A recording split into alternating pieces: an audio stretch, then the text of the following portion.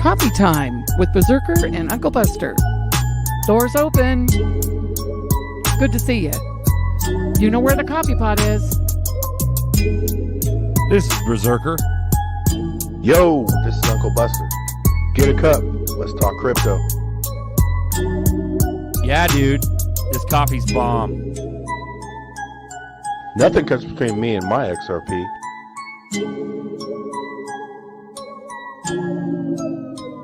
All in. Ready, we ready, we ready for y'all. We ready, we ready, we ready for y'all.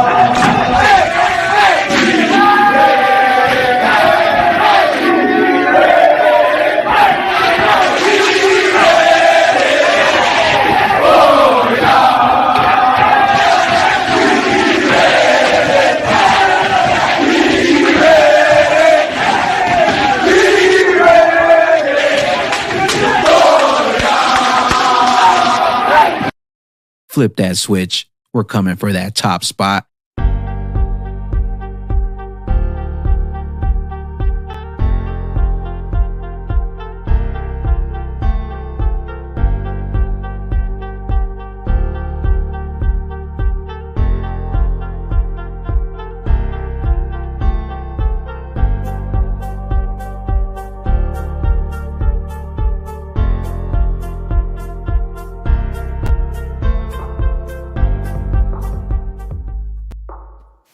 Yo. What up? Number 40. We got Uncle Buster in the house. Oh! Time. I got the Ripple mug. The official original. I bought this motherfucker from CKJ like 5 years ago, bro. Like 4 years ago. I got an XRP mug from Bagman when we went to Vegas, bro. Look at this shit. Oh, fuck yeah. I got mine too. I got mine up on the counter. Bam. I haven't even used that mug yet, man. I'm saving that bitch. Save it. Yeah. How we doing, everyone? We got coffee time number 40. Berserker in the house. Uncle Buster in the house. Got our coffee. Got our mugs. Cheers to you. Cheers to you. Cheers. Beat me up, Scotty. Let's go. Let's go. Hey, that intro was dope, bro. We ready. Yeah. That'll get your ass hype. That was awesome, man. It's been floating around Twitter for a minute, dude. For Damn, this last week, and it is just a perfect video. Fuck yeah. David Schwartz is like, we ready. That was awesome, man. Bagman's in that. Carolina's in that too. They're Oh just shit, I gotta look at that again. Notorious pops up in the back. Like certain people pop up in there. It's pretty funny. You have to like really watch it to be like, oh shit. Like it. Yeah, it's pretty cool. Let me turn down a little bit. There we go. How you been? Good? Yo, I've been good, man. Nice. What you been doing? Don't E4 do brick or whatever? What's that? Don't E4 do like bricklaying work or some shit? Yeah, dude. E4 is a full-blown mason. Bro. So he does brick, block, the whole nine, dude. Cheers to you, E4. I'm building a retaining wall, and he's more of a man than me. That's real work, dude. That's No so shit. much work. Yeah, I thought I was a hard worker, man. So I did a retaining wall. I was like, yeah, my job was easy. Hell of work. You're done, aren't you? Tore up right now. I'll send you a picture on Telegram, dude. You got a picture? Let me pull it up. Uncle Buster's official. Do you mind if I pull it up on the show? Yeah, go ahead. Yeah. Cool. Let's take a look at the house. Hey, that looks nice. Yeah, I thought of V4, man. I was like, damn, that's hella work. Not bad, bro. Not bad at all. There we go, guys. There's a picture of the house, a little sneak peek. There we go. Retaining wall done. One retaining wall That's not Check. quite done. I got to go up the driveway. I'm working up the driveway right now. That's the pain in the ass. Check. Good job though. It looks great, Check, dude. man. My dad Yeah. helped me, man. That's beautiful. Dude, He said, I'll help you, but I ain't lifting a brick. But he I helped love me your with dad, that bro. work. Your dad's fucking cool. I love it. Your dad don't give a shit. He's old school too. Boy. Like he reminds me of you guys all know Screech. I don't know if you've been here since the day one from the show. Screech is a family friend of Buster and I's. And we pretty much grew up with him, but his parents were old school. They were fun. They were cool. And I remember his dad, Screech's dad, and he called me Cabbage Head. Growing up, he'd be like, Cabbage Head, come over here. Come here, sucking his teeth and shit. Cabbage Head, what the hell are you doing? Like, that's how it was growing up in the Cali suburbs, guys. It was hilarious. So everybody's parents, parenting other kids as parents and kids as kids. It was hilarious, dude. So, but yeah, no, the folks are still around, man. I love that. Amen to that. I just got through giving my mom a kiss on her forehead. I love my mom. You know what I mean? Yeah, your mom's cool. It's a big deal. So cheers to you guys. Coffee time number 40. We're officially over the hill with coffee time with this show. Cheers, bro. Clink. Yeah. Boom. Okay, so we got there's all kinds of crazy shit to talk about today. We'll go over it though methodically. Go ahead and join us, guys. Let's go ahead and throw the link in the chat, and then I'll go over. Oh no, let me go ahead and go over some comments. See who won this thing. Dude, play that video again, man. I want to see it. You one want to more. play it? All right, let's. Yeah, we're gonna be in tough. the back. It only does partial screen, so we're gonna be in the background. Okay, yeah. Let me see here. Boom! Here we go. Ready, we ready, we ready for ya. We ready, we ready, we ready for ya.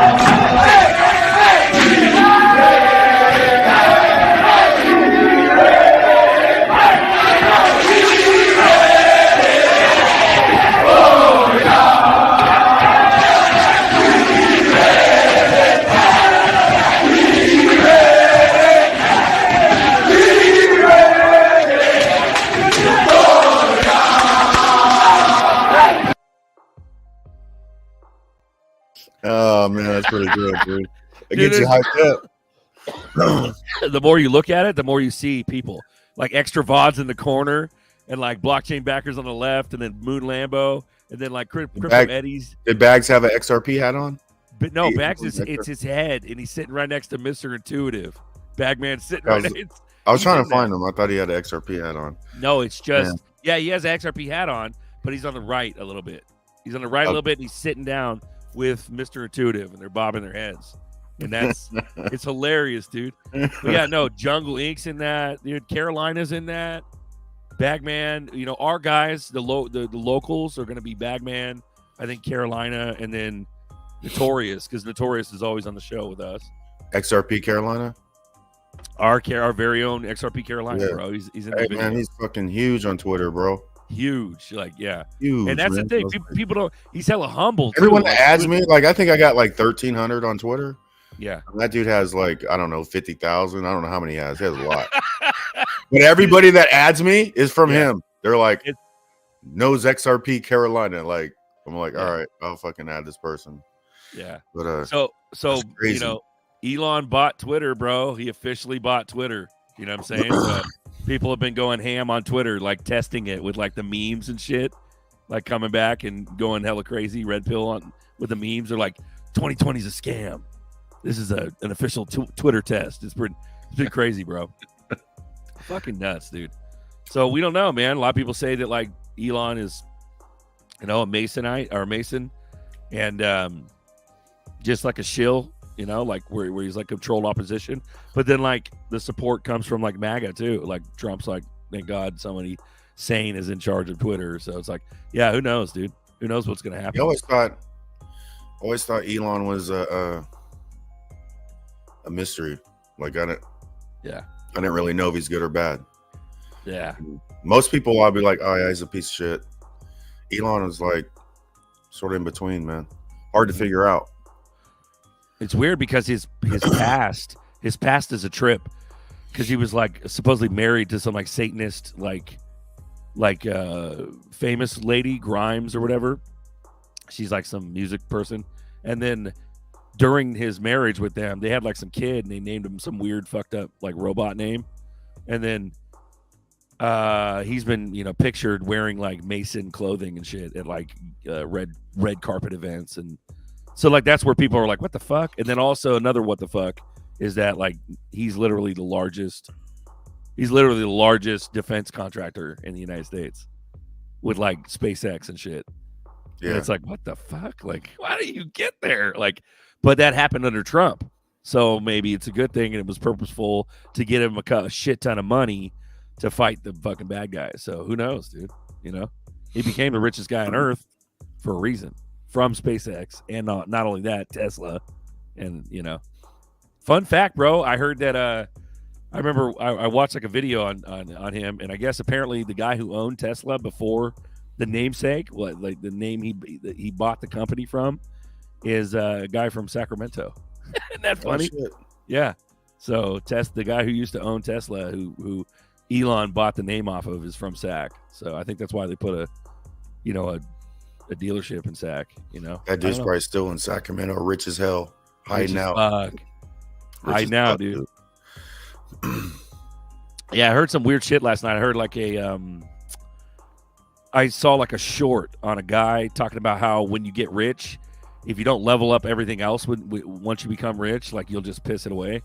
And I'm like, well, I don't think so, bro. Like, I think there's a fucking like threshold. Like, if you're super duper duper poor, not duper duper poor, like stupid poor, but like if you're normal Joe like us, but where you're struggling, I think at least you'll fucking like lock in your living. You know what I mean? Before you piss away your riches, like you'll get something squared away to where it's just done. Like you'll have a nest egg left over. Does that make sense? Yeah, I think it goes like if you're not growing, you're dying, right? So that makes sense. I think that's behind, if you level up your life, you're striving for the next level, and it's going to keep you motivated versus living where you're at.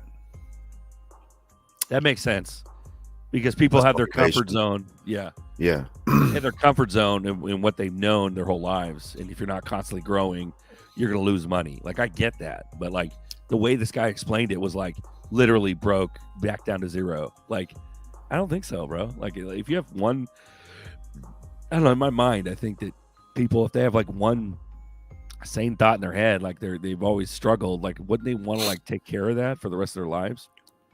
And then you can have tons of other wealth and you can piss that away too. That's fine. But like, if you have a fucking house, dude, or a few houses, and you just don't, as long as you don't sell those, you know what I mean? Lock those up somehow. I mean, I think you'll be all right. You know what I mean? Yeah. Shit. I mean, it depends on if you got a family. There's lots of factors, bro. But let's go ahead and take a look. This house. Right? Yeah, though you'll just never. You'll always have like some sort of backup. Sorry, go ahead. Yeah, I always come back to the street, man. I don't care how big I go. I always have this house to be like, yep, I fucked it all up. 20 years from now, move back over here. But you don't necessarily have to be a liar or anything to live a life where you remember. You could live both, I imagine. I think the real danger is fame. Don't get famous. Once you get fucking filthy rich, do not get famous, because then you have a microscope on you your whole life. And you're expected to do certain things, and you're followed, or you're noticed, you're recognized. See, if you get stupid ass rich, and yeah, some people might recognize you because you're in your hometown or something. That's different. But like, if you move to a different town, bro, and you're not famous and you're stupid ass rich, you don't necessarily have to be like a liar. You just don't have to tell everybody your bags. You don't have to pull up in a Lambo in a fucking 3-piece suit everywhere you go, like at the grocery store. Like, in my head, I'm like, dude, it's so easy just to have, just to be normal and then not have anybody like bug you or think that you're different than what you are. Shit, I'll go to the grocery store in this motherfucker. in his like gas station wharf Star Trek T-shirt and his fucking gray beanie. I literally have socks. Dope, I have socks with flip flops on, bro. I'm like a total dad right now. Look at this. You know what I mean? I got socks and flip flops, bro. I don't give a shit. That's against the law, man. That's like, how do you do that? It's so funny. I'm just lazy, bro. I didn't want to. I couldn't find shoes. I saw flip flops, but I had socks on. I'm like, oh fuck, I'm gonna get up into those, get up in them. You know, I don't know, dude. I just think I don't think it's that hard to really disguise yourself. You know, especially if you're filthy rich, because a lot of us don't know if we're around people that are ballers. We don't know. You know, I like massive ballers. Like you never know. Yeah, they might have a little bit nicer shit, or if they get like a watch, that'll be the telltale sign. Oh shit, they got like a, you know, $50,000 watch on. Like that's huge. But you got to know your watches. I mean, a lot of watches are like fancy, and you don't even know them. Anyways, I just thought that was important. Lower level won this shit. He's ready. Let's go. Tony Bags, yo. Digital Orgy. Who shut up my Futures Money printer, damn it. Let's go. I don't know. Apparently Futures got shut off on some exchange somewhere, Digital. What's up, bro? Come in here and talk about it. E4. There we go. Damn, same thing on my end, Digital. Hella funny. E4 is in the house. Shout out to you and your masonry skills. Boom. Yeah, man. That's man's work. Bro, that fool's got hands, though, dude. Like, he's got strength. There ain't no... He's not going to not be one of them old men with, like, hand strength. That shit is hardcore. Norseman's in the house. So, who is the giant Gonzalez? I have no idea who that is. Precious metals. Stay sideways. Physical. There we go. Oh, damn keyboard. Digital Orgy might be smart to go long on XRP before coming into NFT implementation, right? So apparently Doge shot up a little bit. It was like 7 cents. It went up to like, 15? And then went back down. Now it's at like 12. So Doge had a little shot, moon rocket shot recently because of the whole Twitter thing. I can't believe Doge is 7 cents, man. Or it was 7 cents, and then now it's like fucking 12 or 15 or something like that. 12. People are like, let's fucking go with Doge. And I'm like, no. I mean, let's not fucking chase that, especially right now. We're at like the final stages of ZERPs getting public, and motherfucking people are chasing. Go ahead. Doge has no business 12 cents if XRP is 40-something cents. That's just insane. I mean, right? Doge was like 0.00 something when XRP was like fucking 30 cents. And now it's damn near a third. I don't have no Doge, man. If I did, I'd just sell it all and put it in XRP. Bro, that's the 12 cents. I'd sell every Doge I had and put that bitch in XRP. See, the not thinking, financial advice, but the fucking thinking behind that, though. Like with you, you're immediate, like critical thinking. What the fuck is Doge? Doge has no, like you said, Doge has no business being a third of what ZERPs are. Yeah. What the fuck? And then I'm a ratio guy, man. That's just what I do. I'd be like, oh yeah, 3 Doge for 1 XRP. I'll sell all million. If you had 1 million, I'll fucking unleash that whole bag for 333,000 XRP. Right, bro. And I'll go to bed at night, sucking my thumb, sleeping good. Would never think about it. You're dude. Yeah, like I love it, dude. Prince John on that Disney movie, fucking Robin Hood. Mama. Remember that shit? Hella funny. Dude, but that's what I'm saying. Like that kind of critical thinking. Like most people don't even think that way. They're just like, squirrel, and they just go run after Doge. And I'm like, what the fuck, dude? Do you not see that? Like, we're about to blast the fuck out of here. And like, really, for reals, blast the fuck out of here. Wasn't Flare gonna like line up Doge? Weren't they talking about that at one point? It's an F asset. Yeah. They were gonna be Doge is gonna be an F asset on the Flare. That's your answer right there. Right, and it was so apparently Elon said that he just because he bought Twitter doesn't mean he's not going to stop backing up Doge. He literally tweeted that or something like that. It was something of that nature. So it's like, okay, well, we're going to see a fucking Doge pop now. Like, fine, but like, does that mean utility? No, it just means Elon egging on the other fucking the meme dog coin. You know, he's It's a distraction. It's still a distraction. So they still want you fucking out. That's what that means, especially if Elon is supposed to be who he is, which kind of makes me think, okay, is Twitter going to be as free as it fucking says it is? Or if it isn't, I don't know. I don't fucking know anymore, bro. Like, who gives a fuck? Like, the meme war doesn't even matter anymore because of common knowledge. Most people know that, like, Trump won and all that shit, dude. Like, it's not even a big deal anymore. You know what I'm saying? Yeah, it's really surface level red pill, dude. It's easy shit. Sorry, go ahead. Whole campaign worked, though. Like, yeah. You know, because I believe it's sort of like mainstream crypto. Like, you know, there's mainstream media, mainstream crypto. You'll talk to people that are young in crypto and they got Doge or Sheep, dude. Yeah. You know? Yeah. And they got some other Ether project or ETH itself. It's always ETH. Yeah. ETH is like the cool underdog. And I'm like, are you fucking idiot? What are you doing? But almost everyone you talk to, you're like, oh, yeah, I'm in crypto. Well, yeah, what do you got? I got some Doge. You're like, damn, all these motherfuckers got Doge. Oh, dude. I like, just want to. Oh. And you come in, and it's more often than just occasionally. It's like every conversation you have somebody, they're not woke. As far as like awake, they're not awake to utility, to XRP, to any of that shit. They don't even know of those coins. That's what's so mind-boggling, dude. It's the power of psychology, dude. Like, most people are followers, man. And they're just gonna get something they heard about. They're not gonna do research. And I got nothing against Doge, man, but I'll tell you what, if I had Doge at 12 cents, I would turn it all in. That's what I would do. Oh, that's funny, dude. All right, so let's go ahead and share the link. I'm sorry, guys, about the comments. Let's go ahead and get you guys in here. Let's talk some shop. Talk about some new news. You guys got anything to share? I'll probably end up scraping Twitter a little bit today. We got the link in the chat, guys. Come and join us. Coffee time number 40. Let me fill up my glass, man. Go get it, dude. Yeah. He's got the pumpkin pecan creamer popping off. I got the black drip. Fucking I don't have my creamer yet, son. It ain't out yet. Damn, we need a grocery run, guys. Who's got the grocery run coming? Oh, it's not even out yet. The fucking pecan creamer. Fuck. Pumpkin pecan. Hook Buster up. Hook him up. The best part of waking up is coffee time 40 in your cup. Let's go. Yeah. All right, so I don't know who Gonzalez is, Norseman, but I'm going to go ahead and carry on with these comments. Let's get it on. XR Freemy, what's up, pimp? Out of NorCal. Edward Franklowski, yo, ho, ho, ho, yo, yo, yo. Let's go. Yo. TFG.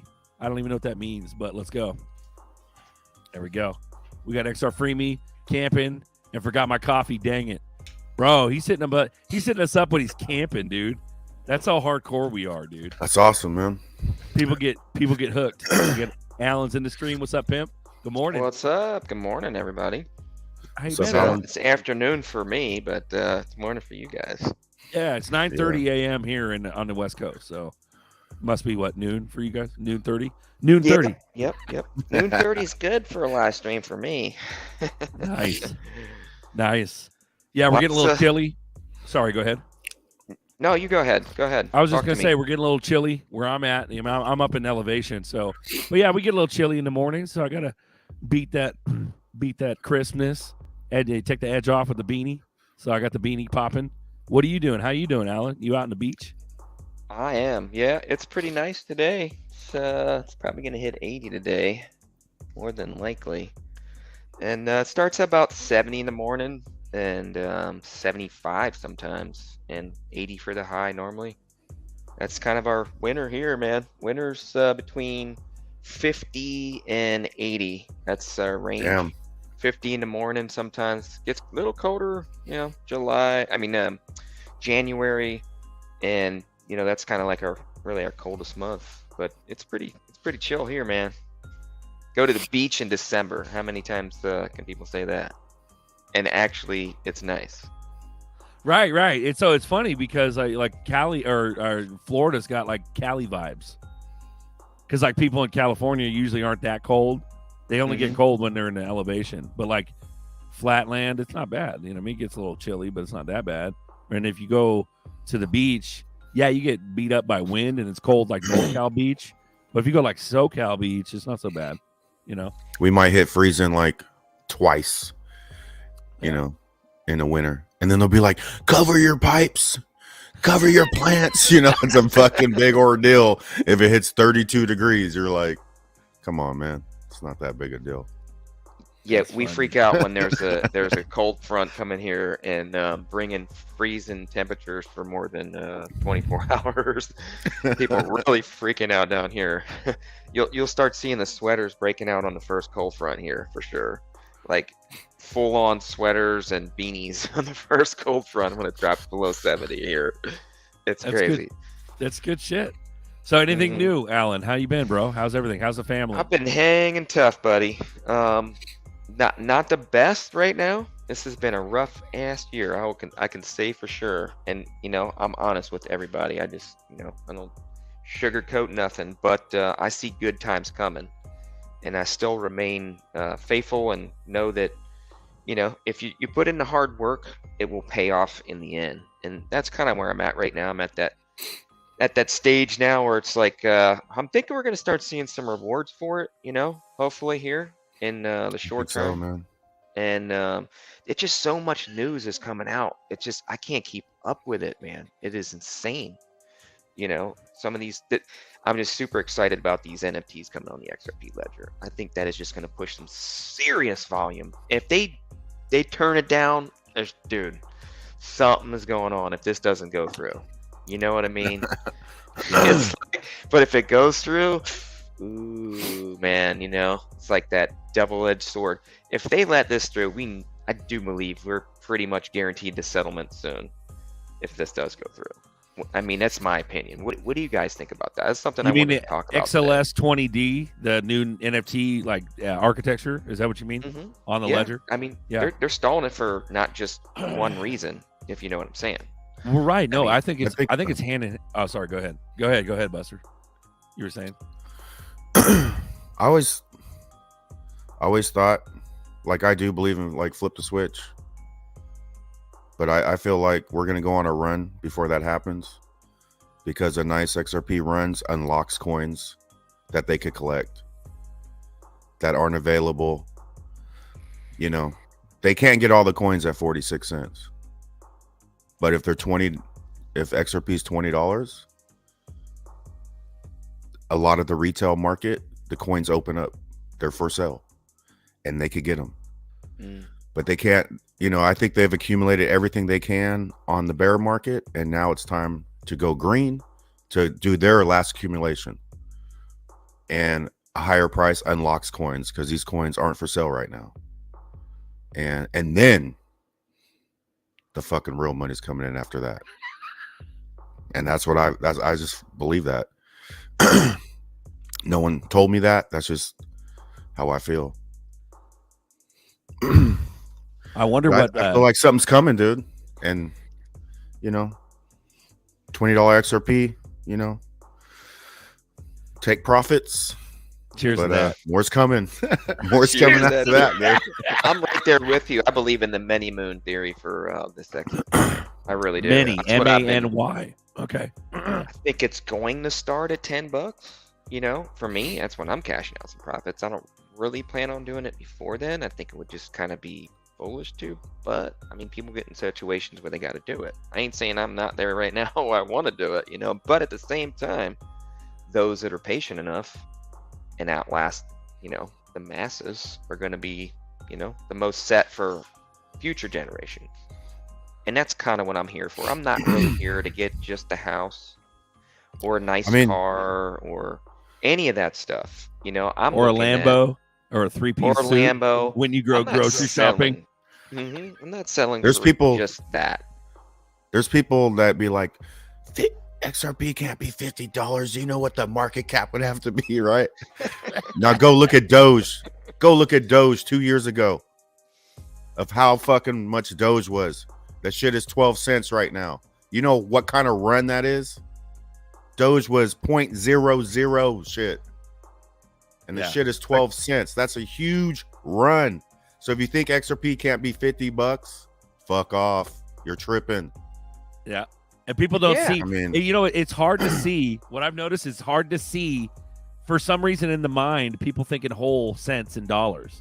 So it's hard to see like a .00 whatever go to like a positive, like a penny or 10 cents. Or, Yeah, that's like they don't realize the 100x, dude. jump. Yeah, the jump That's is over fucking 100x. massive, dude. Yeah. But it happens so gradually because it's stepping up, retracing, and then it'll go for like a few cents and then step up and retrace. It'll just keep doing that. And people don't realize over the course of a year, shit fucking jumps 100x, like you're saying. Yeah. I don't know. How you doing, EC? What's up, pimp? Long time. See what up, playa? Talk to us, I've baby. been focusing on, a lot of real world stuff, overall, I think I have a good feeling. Like I was overhearing Alan, what I share that sentiment is especially when you've removed yourself from all what is the new form of media, which is like beyond your phone the whole damn time. It's just like, it drains you. But then when you start doing little things, working on the little things in the real world, those actually feel much more better, with a positive impact, especially when these certain habits that will affect you in the long run, So I will also think about that those little things that count pay off in the long run. Like you guys mentioned about Doge for being like, 0.50, now it's up to like whole cents right now. That's a long time coming, but most people don't see that. And I think that's something that people can benefit by changing perception to evaluate things like in a very long run, and almost have to remove themselves from that situation right there, because it's not totally about them, especially when you're thinking about things you're going to impact them in the long term. You have to think about those ways. I mean, stuff like what's going around the world, and the guys all the elements we bitch about is that this didn't happen overnight. This is like decades, 50 years, 100 years. It took some time to get to this point. Nice. Mm-hmm. So you've been okay, EC? Yeah. Sweet. Yeah, but I'll be out more in the boat often, and I'll be out at sea longer since we're gonna be fishing out for other stuff. So EC, you're you had an occupation change, right? Recently, for those that don't know, what do you do, if you don't mind me asking? Okay, commercial fishing. So I started to notice, and that's with my brother, that amongst other businesses, that commercial fishing is going to have some sort of retraction right there.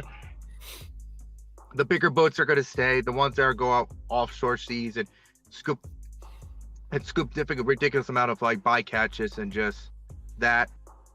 And depending on which state you're living on the coast, that they allowed you to comply with state regulations and local regulations. So it's going to be tight, all around. Those who survive, they're survived. But I'm always at the end of like questioning, is like, if those who are around, are there going to be like the same business as they were before, or they have made compromises and changes, like kind of bend the knee a bit just so that it can exist. Nice. We got DJ Jazzy XRP, Sean T in the house. What's up, him?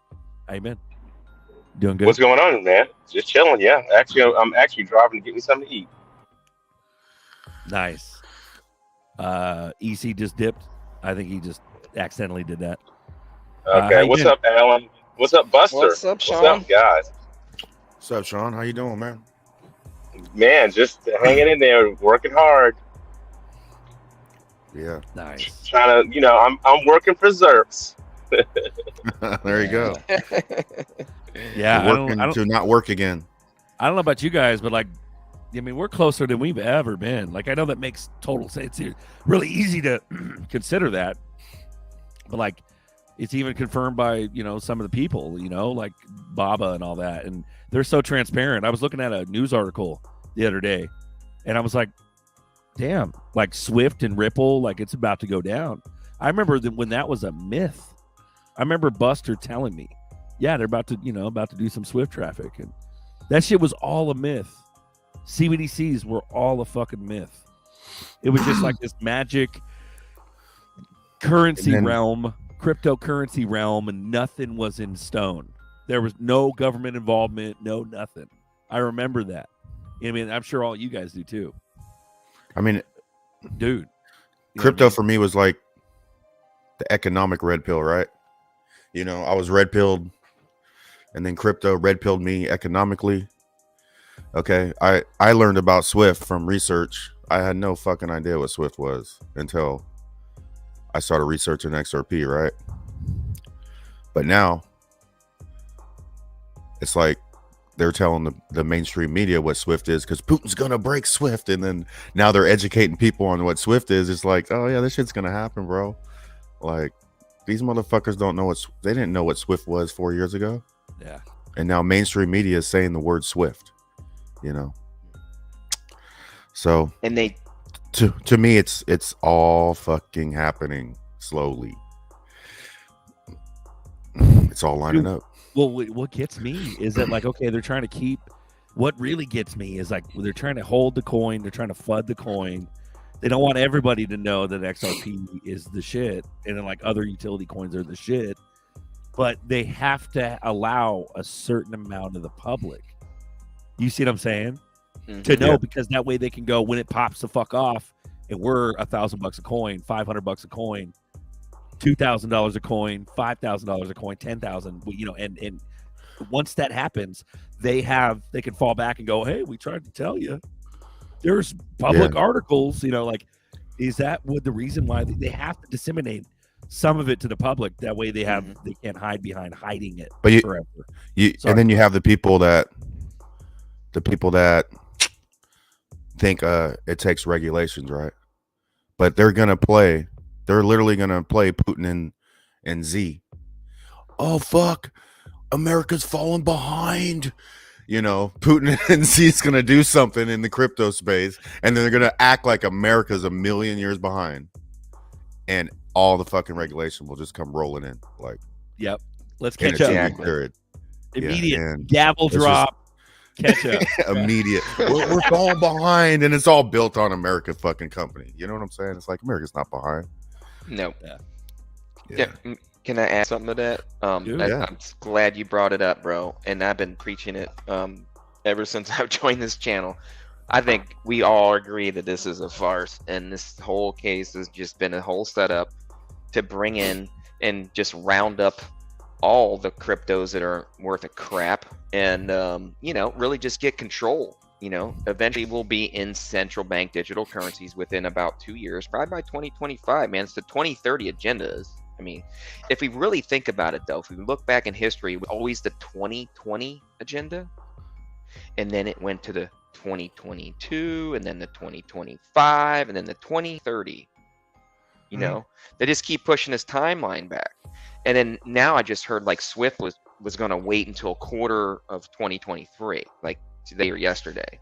Like, they've announced that they're going to wait till 2020. They ain't waiting for that shit. Nobody's waiting. China and Russia ain't waiting. I'm going to tell you that. They got to control the gas right, and they got everybody in a panic. The supply chains ain't waiting. They want their money faster than ever before. Everybody wants their money faster. Everybody wants to accumulate more taxes for, their countries. And I just don't really see why on earth anybody is really going to wait too much longer, really. I mean, it doesn't really make sense. It financially doesn't help anybody. And, they can just fix these problems, supposedly, that they have a lot faster. And, I mean, I just don't really see anything left. Sorry, go ahead, EC.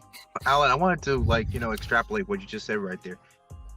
From a logistical standpoint, is waiting efficient? No. The reason why we have a lot of waiting is because bureaucracies and mediation in between. That makes things inefficient, and they're just existing to, for the purpose that, I've told with people who are driven, one got bigger pushback about that. That tells her she's another hypocrite. Is that they just do things just for the sake of it. Like when her job got federal citations from agencies, 18 of them, and she was pissed about that. And I was like, okay, so you must have known that some of them were bullshit, right? but she didn't want to go past that. It's like say, well, you just allow them to come in, and these elements come into play. They make complications. It's like say, why are we doing this? Why are we making things more difficult? Does it add anything to it? It doesn't. And certain technologies, they also keep it back, because if they becomes way too efficient, things get eliminated like that in a jiffy right here. We don't need middlemen. We don't need SWIFT. We don't need all these government agencies to keep going trying to control or mediate with something that's clear cut. Is something like, hey, I got the cash in hand, say the magic word and say yes. All right, boom. It's what these crypto technologies do. And I know that people have been slowly, and this is becoming to the early adopters is now getting close to pre-mass adoption, because now people are just exchanging it. There's no stopping it. It's just flowing, whether it's garbage coins or not. Crypto is flowing everywhere. Now that they're coming in with like hard, and they're trying to delay as much as they can to get a particular regulation that doesn't allow people to move about freely and make their own choices. Just the next new level of mediation. It's not like before. It's just enough to gatekeep people. Nice. People are bullish. Recently, people are bullish. And like you were saying, like I love how much of an idealist you are, EC. You're pure at heart, bro. You're like, it all needs to be corrected. Problem is that, we're depending on the mix of, deep state institutions and Ripple, like working together using XRP. I understand that, which is a level of research that I'm trying to angle at. Is, for example, it's like when certain treaties were put into place, that's the reason what they're operating on, and they're using a premise that because of this, people have to do that, and people have been operating on that notion for hundreds of years. I mentioned this about like how things don't appear by accident. There's also conditioning as well. So when we have these institutions, they should have been defunct a long time ago, but they're still around. But still around. Why is that? Well, it turns out they have given concessions, and they're trying to understand. They understand something to a degree, but it's almost like in ancient Persia, where the empire gotten large, they couldn't centralize, so they had to do something that's to sort of give some autonomy to certain governances, but have to trick them and elude them to say, hey, you still owe us, you have to pay us tribute, or we'll come down and reining in. This is happening all over again, as a rhyme. It never really repeats, but it really rhymes. That's why we have all these banks. Say who's going to bank like we are before. The banks are now going to try to operate and control the ledgers. That's their aim. Right, has it right now. EC, it's so good to see you, bro. I was worried a little bit about you, bro. I was like, where's he been? What the hell? And now he's back in full force. We got Sean on screen again. What's up? DJ Jazzy? You doing all right, bro? You eating? How you doing? Good? He's eating. He's doing something. All right, here we go. I was watching your Crypto Night Live on Wednesday, and what's his name? Nerdy Panda XRP. Nerdy X. Yeah. I mean, he knows his shit, man. But he's got a good heart. People talk about the escrow and all that shit, but they don't understand the power of interledger protocol. Like Ripple owns the protocol, bro. That's huge. And the protocol ILP with the ledger is what's powerful. And Ripple owns the ILP, bro. That's huge. They ain't worried about the fucking XRP. They're not giving the software away to banks. They're charging them. Banks can't access XRP without the protocol. They ain't going on Coinbase. They're not doing transactions through Coinbase, bro. They're going through their protocol. That protocols are huge. Gas, brake, clutch. It doesn't change no matter where you go. It's a protocol. And I think it is a standard, It is ISO. I think it's boom. Boom. Yeah, boom. If you know, you know. Buster.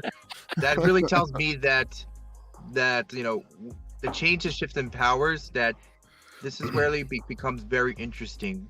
When I mentioned about old institutions, like old guards, like literally, like you had the Knights Templars, right? They are an old guard, literally continuing to this day, operating in different institutions and under different names, and so on forth. That they answer to only a few people.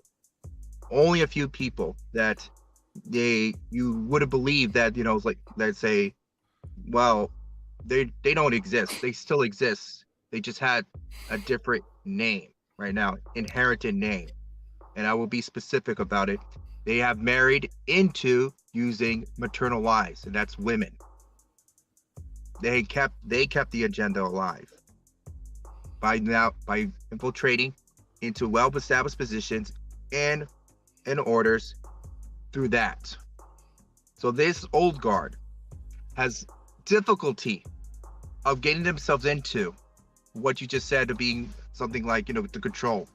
So what people's perceptions, like you mentioned, escrow, that's part of what they gain. That if people give too much credence to something, that it makes them lose the point. It's almost like watching the focus of the top of the pyramid.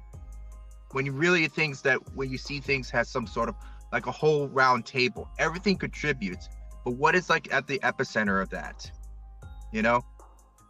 And what you alluded to, certain things that, like what you said, is the protocol. It's what makes the protocol, what makes everything go around. And can you seize control with that? Well, if you can, they would have done it ages ago, but it doesn't appear to be that way, So those who have understand that, to degree how that relationship works, will get a much better head. And that's why I believe that, XRP amongst other cryptos will become standardized, because they understand what this whole principle is all about, or how things actually work. They can't be broken like laws of nature. They can't. Exactly. Mm-hmm. On that note, we got a little screen share here. I believe this is I think Digital Orgy. Somebody shared this. This is Barry Satoro getting booed on stage. It's crazy because you hear all these. Huh? Yeah, dude, he's getting booed. So he's on stage and it's like the FJB is pumping in the background, meaning the crowd are just not putting up with him. It's crazy, dude. So here we go.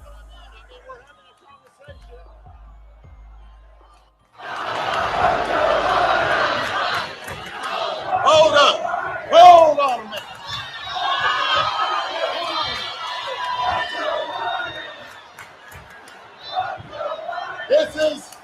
Listen, everybody. Hey, y'all up there, pay attention.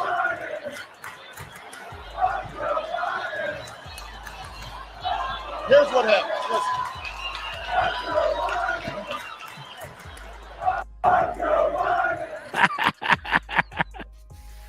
So that's some recent stuff, It's crazy because you hear like these things where like, oh, they're all capitulated, they're all in jail, they're all this, but they're in public, and it's like, okay, then the only thing that makes sense is who's right, who's wrong, and do clones exist? It's one of those things where you can go that route, or you just go, okay, they're not all capitulated, they're not in jail yet, but they're definitely getting booed. You know what I mean? In public, so. Yeah, it's crazy, bro. People are waking up, man. People are waking up, Uncle Buster, for sure. I'm glad you said that, bro. Because mine is Venezuelan, and I'm watching the Spanish community wake up. I'm watching the Black community wake up. You listen to like Candace Owens, if anybody listens to her, but she's like one of the. She's dope. She's a beast, bro. I mean, she's out there, representing the truth. And when people start seeing the truth, no matter what walk of life they are, it can spread like a wildfire, and that's kind of what's happening right now. And I really hope people do wake up more and more, because it's just they are out to make everybody an enemy of everybody, and that is number one lie of the enemy itself, the devil. And this is what's happening. We are all at each other's throat, no matter, what walk of life you are and race you're coming from or what religion or whatever else. It's stupid and easy thing to get people to, fight each other for. But it that's what's happening. It's crazy. It's like people are so focused on it and they just can't get over it. I know the life of me, I've never been in that situation where I felt anybody was less of a person because of their skin color or their job or whatever. It's dumb. But here we are. Here we are dealing with this constant mess and this constant narrative that we need to be at each throat. And I'm sick of it. I'm going the opposite direction with people. When I'm in front of them, I'm like, how's your day going? Not well, good. Now it just started today, man. That's kind of how I'm kind of going at it on a daily basis. What were you going to say, EC? You were on something. I was going to say... what was Buster? Sorry. Even with the whole race card, man, like... Because when we say people are waking up, they're really waking up spiritually. Like, you're no more living in illusions and confusion. You're starting to see everything for reality. So even though you view it as politically waking up, but everyone's raising their consciousness slowly. Mm-hmm. But when you go to the race card was developed just to piss black people off. I don't think slavery even existed because of color. It was, I think spiritually black people have fucking gifts, and the race card confuses them and it keeps them in lack. But they weren't fucking black, blacks weren't enslaved because of their color. It's their spiritual gifts, and the race card is just a tool to keep them confused. So you got to wake up. Yeah, my black folks got to wake up. That's pretty good, bro. Because dude, honestly, man. I've said it before, dude. It's one of those things where I grew up with black folks. Like I had Screech and Buster and his parents and that environment, and dude, it's he's not lying, bro. Like if you guys have never grew up around black folks and their family, man, they're some of the most sweetest, kindest fucking people, and welcoming, and the food's always there, and the family and the connection. It's crazy, dude. You know what I mean? And I'm not even I'm not even kissing ass. I'm speaking the truth. I remember the warmth from Buster's parents and the families and his sister and all that, and then Screech's family. I just love it. It's old school, but that's no joke, bro. The anger fucking clouds the anger that you're talking about. Clouds. Yeah. It distorts people. It distorts a lot of people's values. We have so much common ground than what people care to, and it does lose the focal point where all the stuff that's being said out, the truth and all these sort of things, they have to insert all these schisms between pertaining to our identity, because that's what we hold our beliefs and values to. So when we judge certain people, when I judge certain people, because there's a commonality behind it, especially with people who were enslavers. They see you as property, and they will always will. It doesn't mean that they're blood, it's a white thing, it's a Chinese thing. No, when you have someone who has that certain mind frame, they are operating on that, and that's why we have them calling them like reptiles, overlords, all these sort of things, because that's what they believe and think, and that's how they view upon you. And they have such disdain with certain people, they have these classifications for you. When people don't have that much classifications for you and they just judge you about your actions, that's a good person. The other person is pretty much evil, and it's evil. The other person is also, that's operating in that, is working with so many fallacies, just pulling straws. Like what does a race have to do with that? What does a creed have to do with that? What does the color of my hair or any other this stupid shit that you've been bringing up has to do with anything? Okay, other than you're trying to excuse or to validate your reasoning of doing certain things. It doesn't justify that, no, it's not. That's what our people I've liked that are waking up to, that the fact that it's not just here in the United States, but all governments and everywhere around the world, that they get punished. Like old school Hammurabi, eye for an eye, you know, lob your finger for stealing. But when they pickpocket or take some for the people, nothing happens to them. That is like hypocrisy. If they can't hold themselves accountable to themselves or abide to those certain outcomes, you know, they will. That's what I like about what people are waking up has in spiritual sense. It's like this has nothing to do with anything else other than calling out for what it is. It's like, you guys are liars, you are cheaters, you are thieves, and you are murderers. No matter who you are, it's what you have done. And you're not going to get away with this scot-free no more. Yeah, people. Amen. What's everyone's thought on Kanye? Morning, guys. On who? We didn't Kanye. hear blogs. Kanye. Oh, I haven't really. I mean, hey, Buster. I think he's talking truth, but I haven't really seen like what's happened lately with him. No. So Because he's been I saying some got- anti-Semitic stuff, so it's kind of weird. You know, I'll say something about that because Kanye West, amongst other celebrities, have been a product of MK culture, all these mind controls. So he is deeply traumatized, okay? Just like Alex Jones. It's the same pattern. These guys are now branded or just being defamed as absolute crazies. And you can't blame them for what they have experienced and went through. And everything they say seems to be off. Okay, but on par with that one particular word, the J word, okay, and that's what people get confused about just by the hearing of it. It's not a race, it's a creed, and somehow in this particular creed, that they have distorted people to thinking that it's more than what it is, and they're just abusing the fact that it's a bloodline. Okay. You can look at this in yourself and researched it through the medieval periods and crusades right there. Why they have been obsessive of concrete Jerusalem.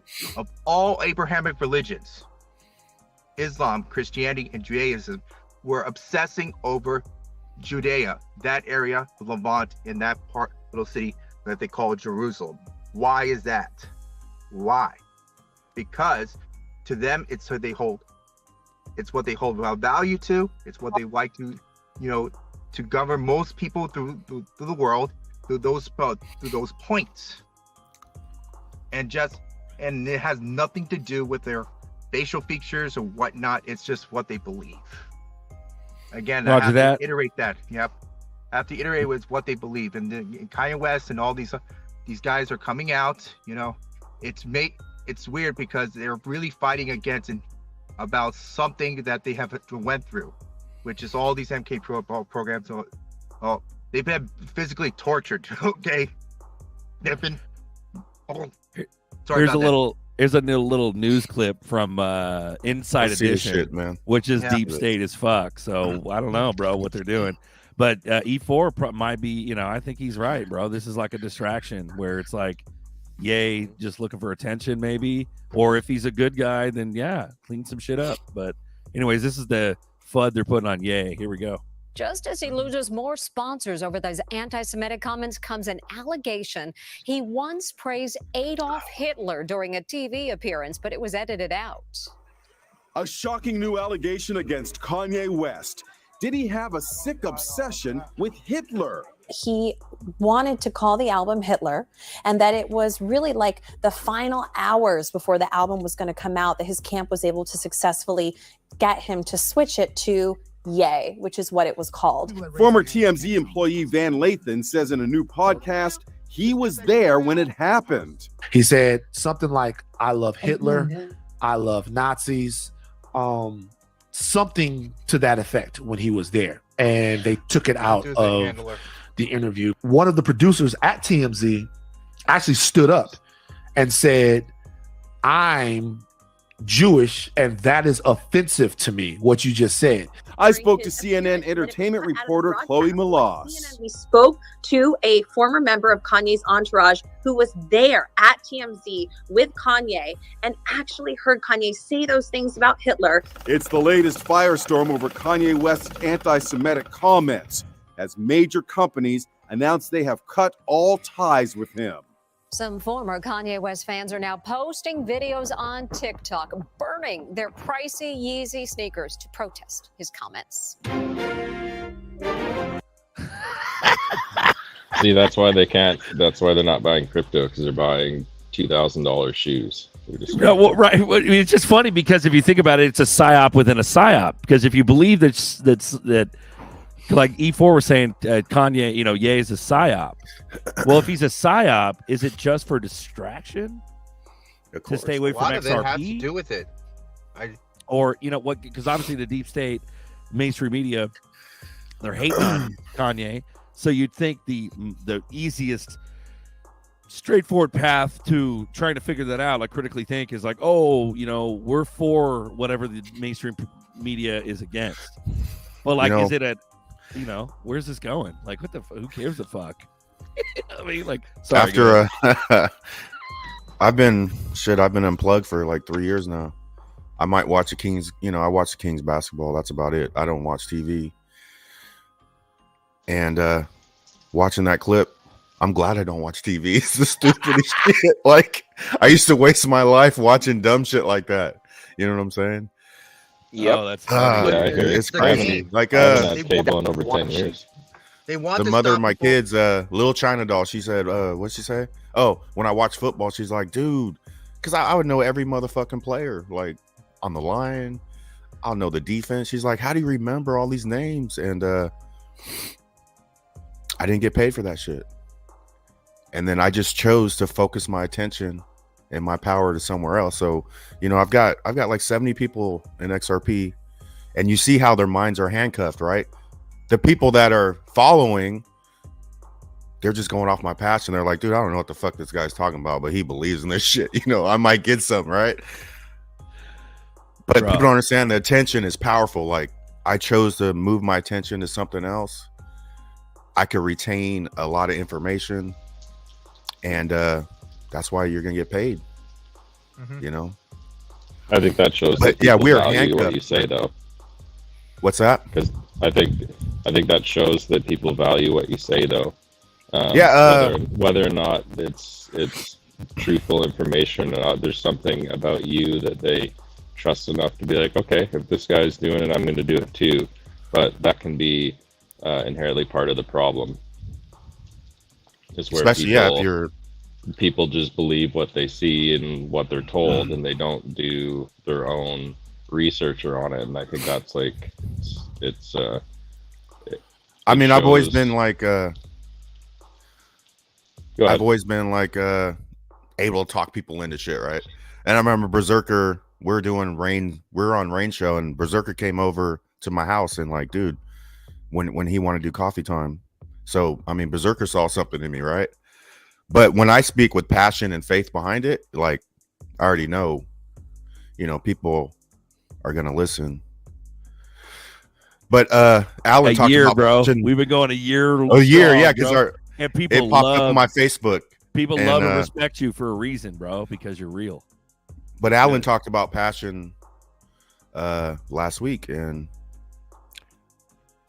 crypto is my passion, right? But I think crypto is going to take me to the path that I was chose to do, right?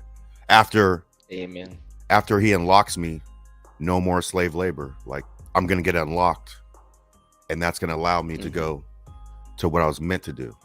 But people, how much you need? You just want to be rich? No, it's not about being rich. It's about going to where I'm supposed to go, right? I'm not supposed to work I worked 70 hours for 13 years, bro. I put in my time. I'm not meant to do that. You know what I'm saying? No joke. And I was there. Understand that. There's deeper purpose to that, and for people to think about, like, are you just in it for fame? Those are really shallow, and that's how they've been exposed to too much of certain things, like the television, all crap. They make you stuck on focus on one thing. In this case, with the Kanye thing, is the word Jew. They make you they want you to get stuck on that. Yeah, for You sure. So you could do two things about it. Ignore it, just go move on your daily life, focusing on what you have to do, which has greater purpose. Or you have to challenge that. It's like, why you're stopping right there? What do you mean by that? Okay, if we're all these things that helps you to move forward. If they don't want to elaborate that, then the conversation really does end there, and you have to say, we're not discussing this anything further because you have nothing else to add to this or can clarify that. Nothing. Yeah, I'm going to go back doing what I have to do. Okay, because whatever you're trying to impose or project on has no relevance of what I am going to do, what I should be doing. That's what most of these psyops and distractions do ultimately, to get people off what they're supposed to be doing. And what people are doing is supposed to be doing, they're aligned with other people's objectives as well, as like, you know, different cars on different lanes but going the same direction, you know. So for us being on crypto, it is on a trajectory to, you know, to redesign monetary financial policies, or how things are going to be run down the future. And that if we do it right, we are rewarded with generational wealth and with the knowledge that we pass down to future generations how to do this, you know, properly, correctly. We had our burns, you know what I'm saying? You know, like you two, everyone, like, I'm still young. And I will say this because I respect guys who have been the pioneers, who've been it through all, and then it's just say, hey, I got my burns, and I ask, how did you? And I listen, because I know nothing, and still to this day I really don't understand entirely everything, but I'm cool with it because it gives me room to grow. Chi-Town wants to know where we going, Buster. Pop on, Chi-Town. Ask him yourself. Join the chat, guys. Don't be shy. Rye Guy had something there. You got cut off like 4 times. Rye Guy. I just want to say, Rye Guy, I love your avatar, bro. Turd pods. That's awesome. Is that going to be the new TikTok trend? Fuck. I thought it was tied, man. I just not just for lunch anymore. Not just for lunch anymore. Yeah, when I was traveling recently for work, there was an arcade at a bowling alley in the middle of nowhere. So I went in and I found a skee ball table, which I haven't played skee ball in over 10 years. And they had a big row of those like vending machines or whatever. You put $1 in, and well, up here it's $1 coin. So you put $1 coin in, and you have a chance to win all these like random stickers or whatever. And yeah, so I threw $1 in. That's the one I got. I just thought it was hilarious. Nice. That used to be 25 cents. Now it's $1. That's terrible. I know, right? Like an inflation. Yeah, all I was saying before was that I feel like people don't appreciate the journey anymore. You know, they just want to go from 0 to 100, and like I get that. Like I want to wake up rich tomorrow, but I feel like after the journey everyone's gone through, that it's going to be well deserved in the end, and that's part of the experience that other people won't feel if they don't go through that journey. You know what's funny with the Twitter going over to Elon Musk and how he's going to be, you know, showing all the people who were, I guess, removed from Twitter. And I told my wife, I go, it's going to be like a lot of truths going to come out. And she's like, now I'm thinking like a lot of non-truths are going to come out as well. Like, how do we go about choosing the right truths, I guess? You know, Alex, you know, upon the Twitter thing, especially there's a lot of things in apps these days. I don't think anyone asks them the questions about why is it free in the first place, because they sell your data. And so when guys are being shadow banned or whatnot, they don't close the account. Data's still running through. They see it from their end. They just manipulate it. So people are just are celebrating that, yes, this is good for free speech, but ultimately Twitter is still collecting your data. Always. And that's why I asked a really fundamental question is, do you want to continue using this app? Yes, I do, because of free speech. That's nice and all. but you're still feeding your data to them. Is that what something you want to do? Is that really totally worth it? It's totally worth it. If the answer is no, just close the account. And I'm pretty sure that all this stuff, all these platforms, they tout free speech until that people start asking about, like, yeah, just don't sell my data. It's like, okay, no. I can touch on that for just 1 second. Well, lower level, he's saying it's all about freedom for me and mine for generations to come. It's about being right when they all say I'm wrong. That was a hat tip to Buster's statement earlier. Go ahead, right guy, please. Yeah, I mean, I think it depends. For me personally, I don't care about what data they get from me, because when I go on Twitter, I'm a totally different alias than I would be if I was in person. They don't know my address. I don't post personal things.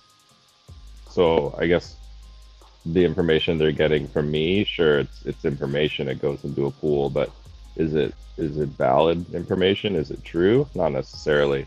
So that if they're putting it to some sort of result, maybe that skews their results. I don't know. Like I use a VPN and everything when I go on Twitter, and I don't post pictures of myself or anything like that. So I don't know exactly what they'd be getting from my account, but for people that put their profile picture of their actual self or with their family, and they're making comments and where they're posting and stuff like that, then I think that data would be a little bit different than someone who's a little bit anonymous, I guess. You brought something that puts another angle to this. So if you on Twitter, on these platforms, do you actually think it's absolutely real? I don't think so, because really that if several of my family members, particularly my brother, understand the fact that the whole thing still with Elon Musk, if people forgot about that, is that a lot of this crowd, the data they have is crap. Not really real. It's bots duplicating shit over and over again, just so that they can pump their numbers to show someone to them, because this is the world economy, and it's coming into now. Data is something to be valued. That is an asset. So when you go look into something that's like, you're assuming that all this stuff is actually real, and they can actually do something with it to market or to create something around behind that, it's not really real. So what are you putting yourself in attention and your resources into?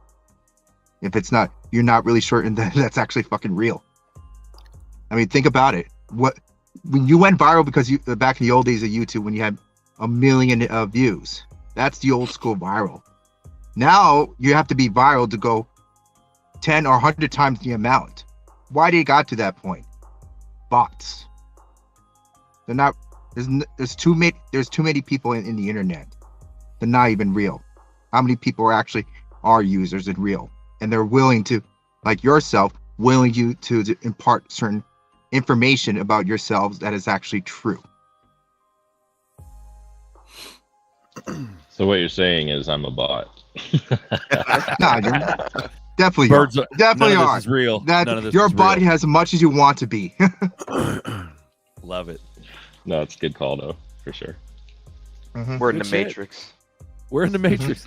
Yeah. Happy coffee time number 40, guys. We got an easy chilling feeling today. If you guys want to join the chat, don't be shy. Jump on with us. Get on here. It's pretty fun. So I'm gonna hop back to YouTube and watch from there. I just wanted to pop in and say hey. the minute I ask everybody to join, I'm losing people. Yeah, he's all, I'm out of here. Fucking later. You know what? Later, Berserker. I'll still be around. Right It's on. Sunday. People are I just don't like on to Sunday. just leave without explanation, Nice. That's good. We like that. So we got vlogs on screen. He's pushing his t-shirts and socks. Boom. So if you guys want to buy some vlogs merch, there you go. There's the link. Etsy. So maybe you guys get some cool merch that says "I don't give a fuck what you do with your money" on there. You got some pretty cool stuff.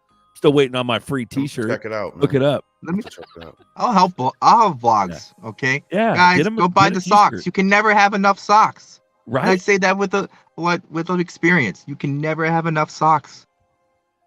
So go buy vlogs of socks.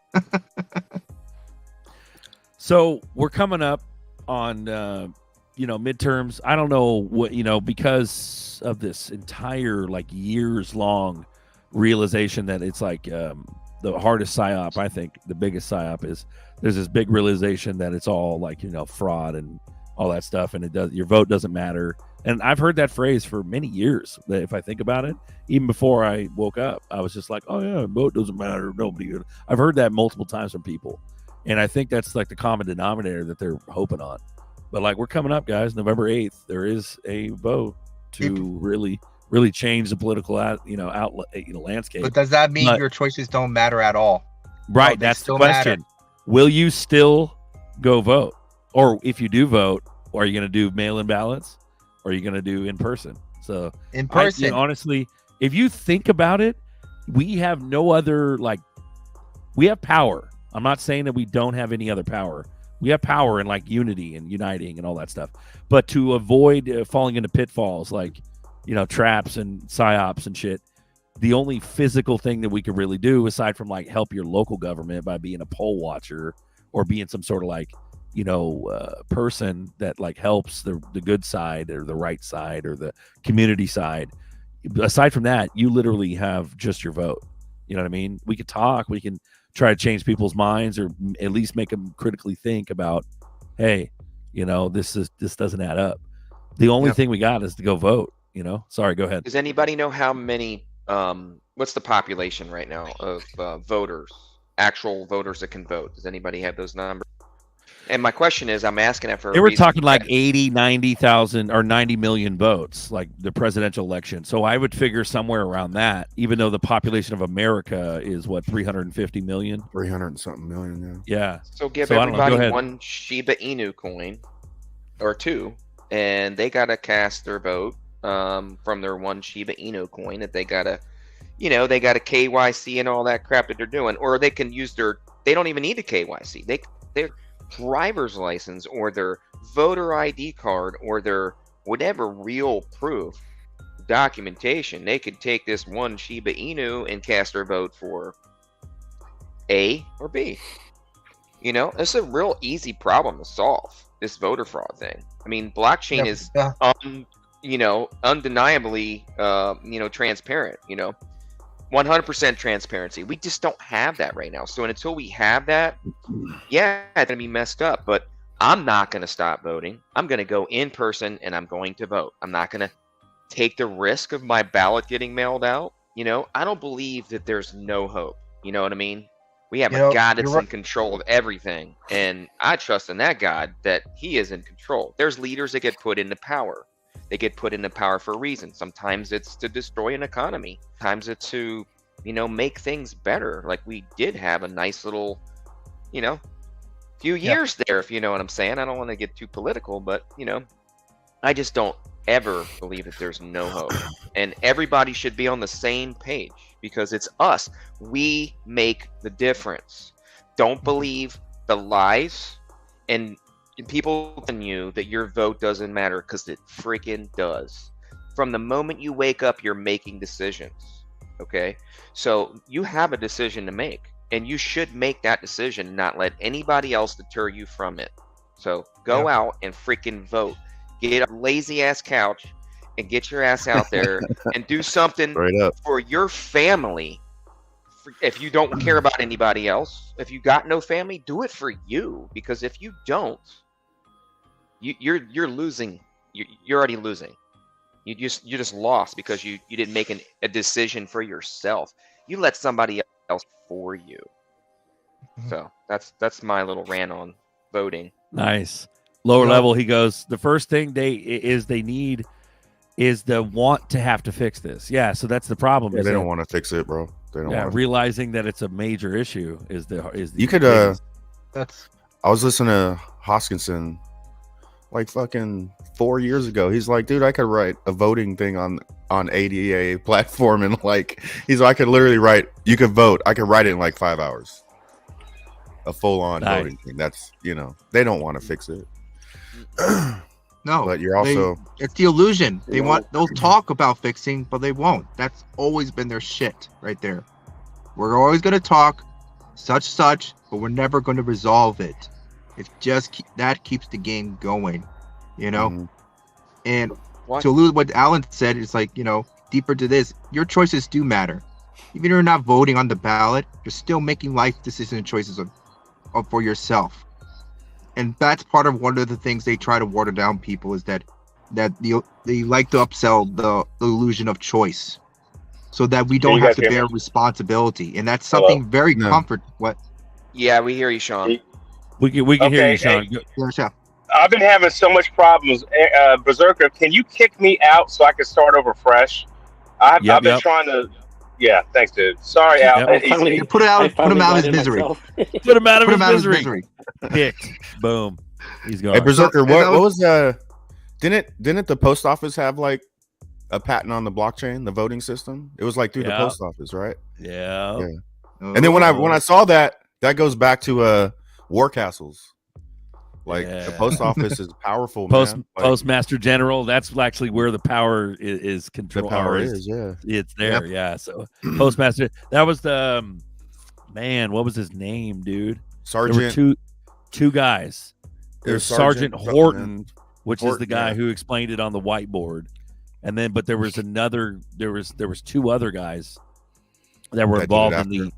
the language of the Constitution. Mhm. Yep. And the Corporation of America. But when I saw that blockchain system, I was like, oh man, that's like change is coming, man. It's coming. Dude, it's so crazy how much press they're giving to this like Paul Pelosi thing.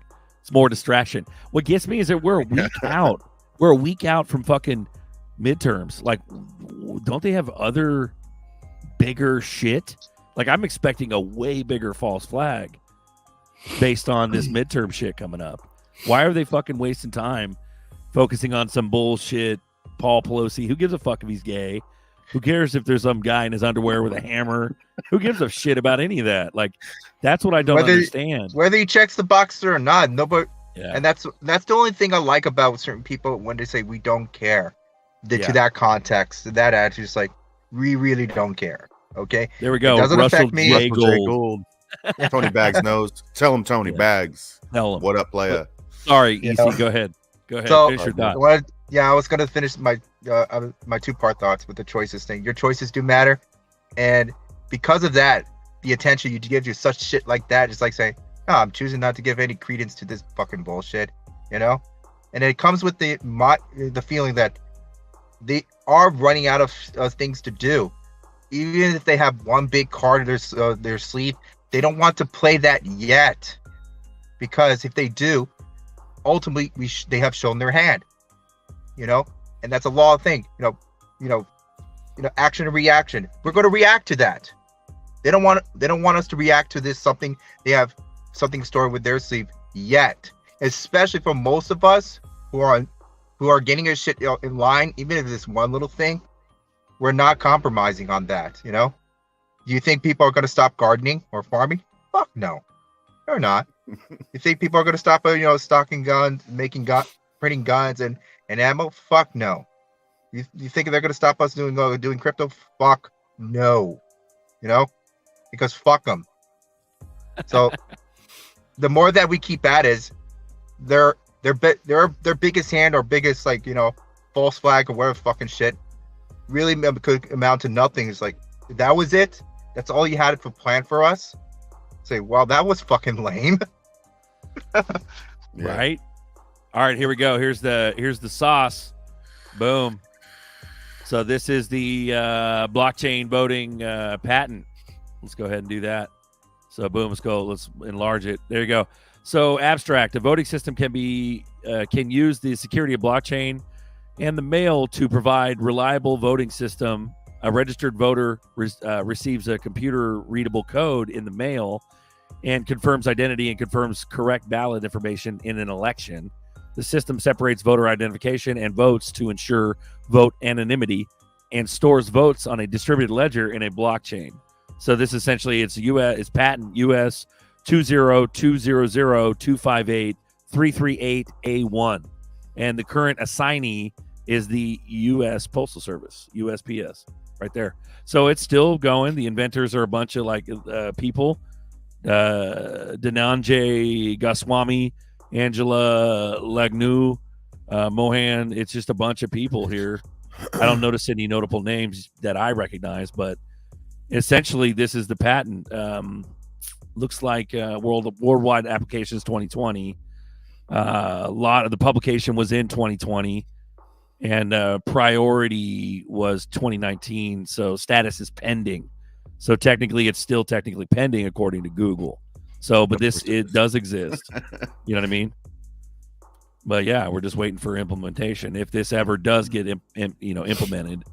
But it's a real deal thing, and the assignee is the post office. I'm not sure what current assignee technically means. Maybe all these people own this or started this patent, but that's what it is, guys. Here's some of the images. We'll go ahead and share those. So we'll go ahead and do this. See if I can max it. Okay, let's go ahead and stop, and then I'll max the pictures. Boom. There we go. So here's the picture of what it is. Boom. So blockchain access layer, and then it I'm not sure if you guys can really like piece this together, but you see all the arrows. So mailed ballot processor goes out, EPM token, so essentially this is like it reminds me of the David Schwartz laydown, the breakdown of his ledger protocol patent that he had from 1988. So you know what's but go pull ahead. that picture up one more time. Yeah. The Just patent picture. Number. Oh, the patent number. number, like Got it. Let me see if I can get I just thought it's funny, like ISO 20022, and then you see that patent number. It's twos and zeros. Like there you go. That's weird. 202. Yeah. Yeah, they like their numbers, man. They really do. And it's not, there's something to it, like gematria and stuff. There's something to these numbers, man. That's why people get so sketched out by certain numbers, like the sixes and the stuff like that. And then you've got, gematria takes it to another level, though. You're like, oh my God, we're all in a computer right now, because gematria just gets crazy of how much shit is how much shit is planned out. You're like, beep beep boop beep boop beep. But, Ed was on here last week, and I stopped doing gematria, man, because I was looking up everything. I just see a phrase on TV and fucking type it in, and it had a message. You're like, oh my God, like we're all programmed, man. Yeah. This has been kind of a low-level show. Our viewers are 19, so I think we maxed out at like 33 viewers. But yeah, sometimes I don't feel like being a clown. You know what I mean? Sometimes it's all good, dude. Let the people talk, man. Let them talk. Don't be a clown. Hey, there he is. What's up, Sean? Yeah, you guys. Ever since I first got on there, it's the whole show started pixelating in StreamYard. So I tried to kick myself out. Then I went to YouTube, and then it pixelated there. Like every time I hit play, it would pause it. And so then I tried to restart my phone. I did all this crap and finally got through it. I remember when I asked you to kick me, I was on there twice. I don't know if you noticed. Yeah. I had the same issue, Sean. It's all right. Well, a lot of people have faith in. Well, a lot of people have faith in technology. Like, for instance, you're always on the go because you're always working, Sean, but you're always on your phone. Right. And a lot of people, they think that just because they have bars that they have like solid network. And honestly, bro, you need to be like at home, stationary with some high-speed internet to really not get messed with. So it's impressive to me that like cell phones work as good as they do, because people are always moving, jumping towers and jumping networks. So how you doing, Sean? You good? Yeah, man. Yeah, I'm running a couple quick errands, and then I was gonna get back, and I just need to get them done. I couldn't wait till the stream was over. So, but yeah, man, I'm chilling, just working. Hell yeah. We got we got Dorf bags on screen. That's the new X Shroom for bags right there. So you guys know X Shroom, the project on XRP Ledger. That's his new X Shrooms. If you guys haven't seen it, that's dope. Sounds like he's at Jurassic Park or something. Who is that? There's like pterodactyls in the back. He's driving down the freeway, That looks like Cold Stool from Super Mario, man. No, that was a turn signal. That was a turn signal. shout out to Bagman. He surpassed 40,000 subscribers, so he's like in the 42, 43 now, something like that. He's growing. Nice. And a lot of He cool deserves partnerships too. Yeah, a lot of cool partnerships. Bagman has been doing a lot of cool shit lately. Congrats, Bag. Thank you. Yeah, his content is off the chain lately, bro. I've been watching him for like a year now, so I've seen him like grow a lot. Bags, bro, I got a shout out to you. I sent you a message the other day just to give you that same comment. I'm kind of ready to blow out my channel too, and eventually when we moon, give my free, how to grow things and everything. But I needed to get with Bags. So anyway, Bags. Yeah, this is actually my 4th year. Sent you a DM. October, bro. Happy October anniversary. 1st, 4 years ago, I made my first video. Damn, it's awesome, I didn't man. realize you changed your name in there, bro. Thanks, bro. Dude, the content lately, I don't know how you do it. You're doing it all yourself, right? Yeah. A lot of work, Dude, bro. I've seen it in man, action, we bro. gotta talk, He does a bro. lot of work. Yeah. He got skills, It's cool. man. Skills. I got some That ideas. video So, with you and Tails, Bag, the new song. The Blockchain That Monkeys. song. You guys got a collab Yeah, coming that up, right, song. Bags? Yep, we got a collab. I didn't know Blockchain Monkeys was hopping on it till he posted that, because I jumped on it. He sent it to me and I jumped on it, and there was another open spot. But yeah, Nice. Tails in the chat. Bagman blowing up. Yeah, it's good, dude. And I'm honored to be part of the crew and just to be welcomed in. And we've been going strong for years, talking. For sure, man. It's crazy. And I'm grateful because Buster brought me into this whole thing, dude. He was like, "Hey, wake up." Wake up. And it led to me like Smack him playing around a little bit. Yeah, it led to me like playing drums for Bags in Vegas. Like that's fucking mind blowing. That's crazy, yeah. Lucky Yeah. you didn't say what F this crypto stuff. Zerker, you didn't say F this, and then I don't want to do that. Like now you would be on this. It makes me think, man, if you think critically about it, like there's no fucking way. Like they're fighting it so bad that if you don't see it, you're not meant to see it. And I had to talk to my mom the other day. You're not meant to see it. You're not meant to own it. You're go not ahead. meant to own it. That's right. You're not meant to own it. Yeah. It's crazy. And I want to say, I want to say that the goes back Bags, to man. That No, I goes was going to back say to Bags, like man, you did an awesome job. Go ahead. Go ahead, Buster. consciousness and vibrations, man. Like not every message, like I've been trying to tell people about XRP and stuff, but the messages aren't meant for them. I received my message and I didn't take it lightly. I went hard. that download wasn't for them. Exactly. See, Bags gets it all, Right. man, and most people don't get it, and that's why we're gonna be where we're They meant didn't to have be. enough bandwidth to get that download. That's right. we're not the frozen Right. chosen. Yeah. We're actually doing something in the community. That's why I believe we're all here at this moment. There's so many millions of people in the world, and just so little people that actually own XRP. It just amazes me when I was looking at the numbers. Pretty recently back in Dude, July. we're like the 0.01% of people on the planet that own XRP. And speaking It's a of lot, XRP, it's a lot my less favorite than that, song- bro. 01? No, dude, that means that implies that there's 100 Oh, million people. 0.01. We're like 0.00001. That's what the fuck Oh, we you're, are. you're We're talking tiny, Shiba bro. Inu number. We're talking about Shiba Inu numbers. Well, I'm talking about prices. Shiba Inu. But yeah, Bags, your stuff's off the chain, and my favorite song, like I sometimes just go on just to hear the song, is still XRP. That is the best. To me, that is the best. We got the whole original lineup on that one. Yeah. Yeah, So, anyway, when there is stuff, guys, like, so just so you know, guys, I didn't stop doing the 589 coin spin for a reason. I just literally just don't do it because I just don't feel like doing it that day. There's no like business anything going on, but the 589 coin is still popping, guys, meaning it's still in action. It's still going to be an ecosystem. Also, just chilling back. We're just kind of waiting for shit to pop off. You know what I mean? Like when it comes to like Bagman and his shows, there's gonna be more. It just takes time. You know what I mean? To do all this, there's gonna be really cool shit coming up. He's also got his new album, Moonshot 3, And are you haven't blasted that yet, have you, Bex? No, I was waiting for the NFTs to drop so I could drop it. But yeah, actually got 2 new projects, Moonshot 3 and then Moon Music, another Moon Music 2 ready to go almost. Bro, like that's a lot of content. An album is a but that's the thing, guys. Like it's happening.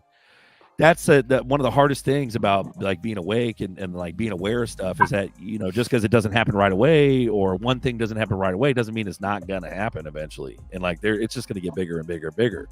And as time goes on, we get slow cooked until we were on top. Go ahead. Nothing. I'd rather not say it. It's okay. No, fucking say it, motherfucker. NFTs go live tomorrow too. No, you need. The XLS 20D. Yeah. Tomorrow. There we go. Sorry, go ahead, Vlogs. I'm saying, Bag need to put girls on his video, horny fuck. No, dude. Spec sells, but Bagman's he's careful, meaning he knows where the max capacity of I record most of the videos just in my bedroom, so it's just me most of the time. You need to make videos like where you're walking around, man. But who's gonna that might happen. Who knows? But no, like the whole sex sells things, like yeah, it's great, but like it's like me cussing on this show. XRP. Or like me going, XRP. Make my payment with XRP. XRP. Yeah. So we got, that's the thing though. But like when you introduce some like, selling techniques and things like that, you get more bees with honey. You got to make sure that you're on the level and you're not like throwing swear words and stuff out there. And also you got to make sure that you're not throwing too much like, crazy grotesque stuff or offensive to stuff. And so, and Bagman's always been an advocate of that. He's always, he's schooled me on like this show. He's taught me a lot. And with me, I don't, of course, my stubborn ass doesn't listen. I still like to cuss and go red pill, but that's probably why I'm not where I should be as far as like subs. But like, I really you're doing a different kind of show though, man. Like there's only going to be certain kind of person in here. Right. Bags is doing some entertainment shit. Yeah. But it's like once XRP goes, I mean, your channel blow up. Bags is gonna go from 40 to 200,000 probably in like a month. Like his numbers are gonna get crazy. Once there's XRP raps, and then they're gonna listen. They're gonna listen to the words and they're gonna be like, "Damn, where was I at during all this?"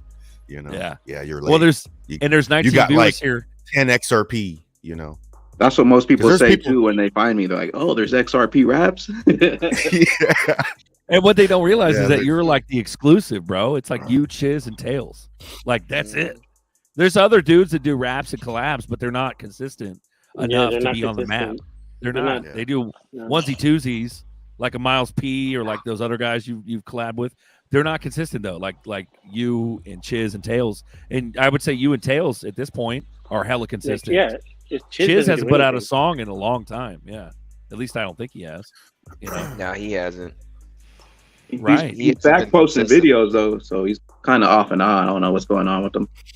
Right, but I was gonna say it's the consistency that's been touted from Bags to me ever since I started this show, and Bagman gave me some really good pointers, and it's hard because I kind of fell off, and I was doing like what's popping and other stuff like that. I might do that if we start popping. I'm gonna be doing like 24-hour streams and shit. Like it's gonna be an open door, revolving door. Like I might just go fuck cam. But interviews, bro. Like I got a knack for it, bro. I'll fucking pick up some interviews. You motherfuckers saw me on fire. I would just get people and just what the fuck, like Darren Moore Jr. and fucking like James Rule, like out of nowhere. Like I just have a way of like talking with people, But the thing is, it's a lot of work though. That's what a lot of people don't understand is the amount of fucking work and effort that gets put into this. DAI and Kimes next, bro. They're coming. Well, they're DAI. If you guys didn't know, a little secret. I don't really want to blast it too much, but DAI is subbed to this channel, guys. So if you guys didn't know that, he may be secretly lurking on a regular basis. Like I don't know. Him and Brad started up a Twitter community page called Red Pill Crypto. And they're starting to dive more into the red pill stuff. You know what I mean? It's just they don't really want to like attach their names to this channel because of the unruliness. There's some like, oh, yeah, it's like that's why I stopped watching a lot of those guys though. Like I used to do all the crypto YouTube crap, but yeah, I had to stop watching it gets tiring because they won't say what's Yeah. They're trying to protect their viewers and all that, but when you first jumping in though, that stuff's addicting. That XRP content. Oh yeah, for sure, man. Sure enough. For sure For the it first is. year. Yeah. After the first year, you're hardened already, and you already made it through, ups and downs really the market. And hey, once you've been through a bear market, oh man, you're just seasoned now. Now you got the salt in your wounds, and you can get through a lot after that. That's kind of how it is. You can tell when people talk and they're doing their videos, kind of how long they've been doing crypto. And, you guys, almost all you guys in here are OGs. You've been here almost every one of you guys have been here longer than me. Yeah. So, I consider myself lucky that I haven't had to bear that much pain because, man, just, over 2 years now, being in this market is it's tiring, It took to go from 2016 to now and go through those volatile runs and basically 2 bear markets, man.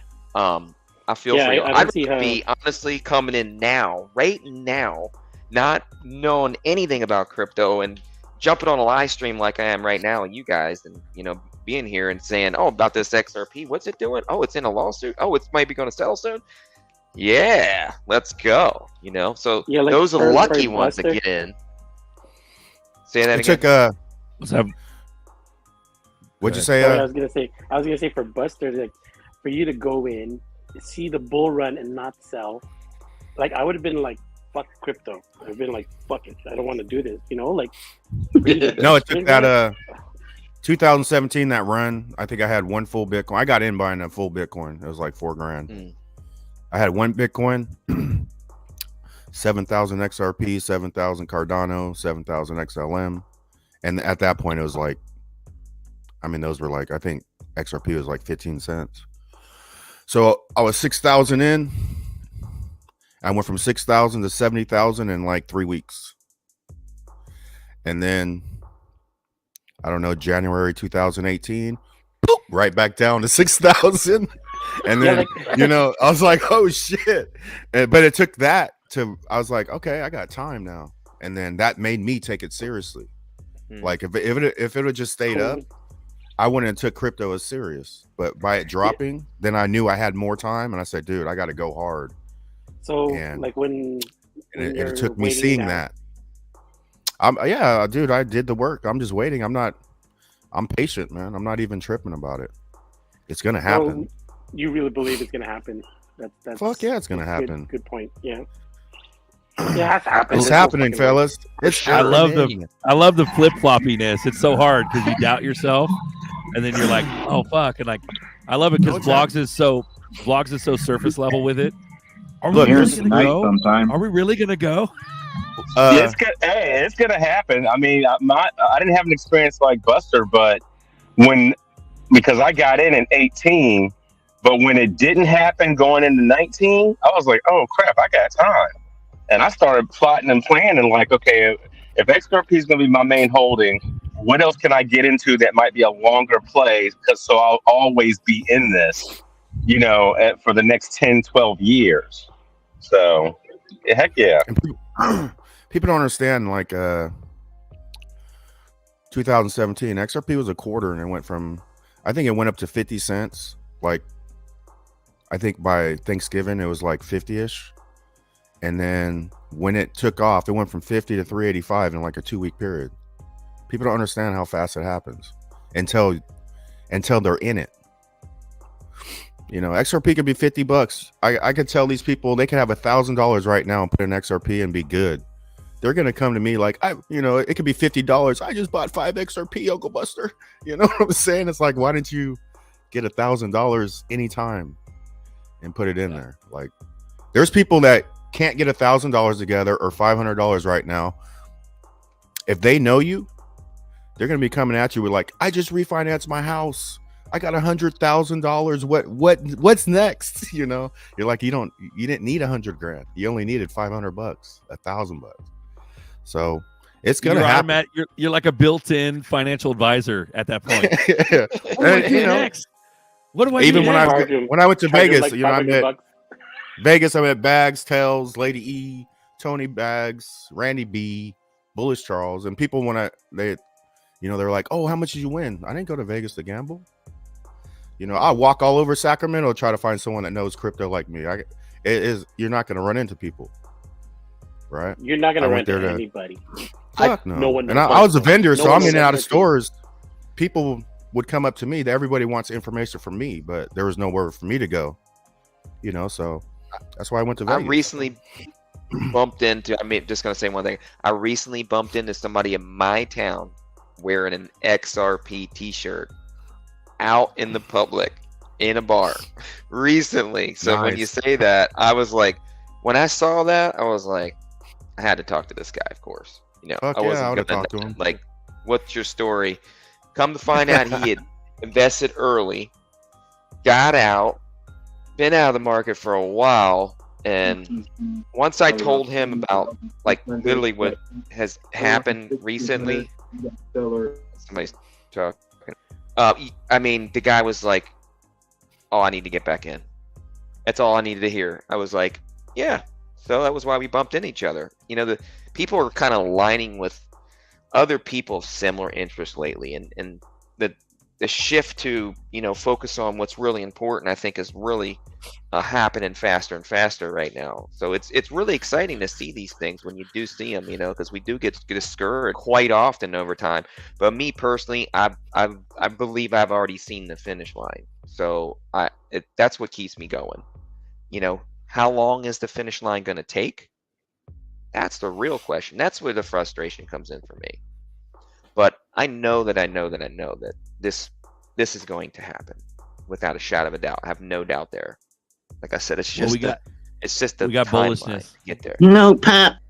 We got bullishness. This is advertisements in the UK right here. So we'll play these videos. All right. Here's one of them. These are all train stations in like London. So here we go. It's a big ass Ripple ad in some London subway underground. Wow. So it all starts in London, guys. It's supposed to. That's what the Riddlers have been telling us. That advertisement started in London first and then came to America, and now we're seeing it all over. I love it. It shows me they're spending thousands of dollars on advertisement into the millions. Well, Why would like, they check be this doing out that if here. They weren't going to settle. Well, check this out. So just to kind of point on something, what's really important to understand is that we have yet to see a settlement. We have yet to see a case close. We've yet to see price action.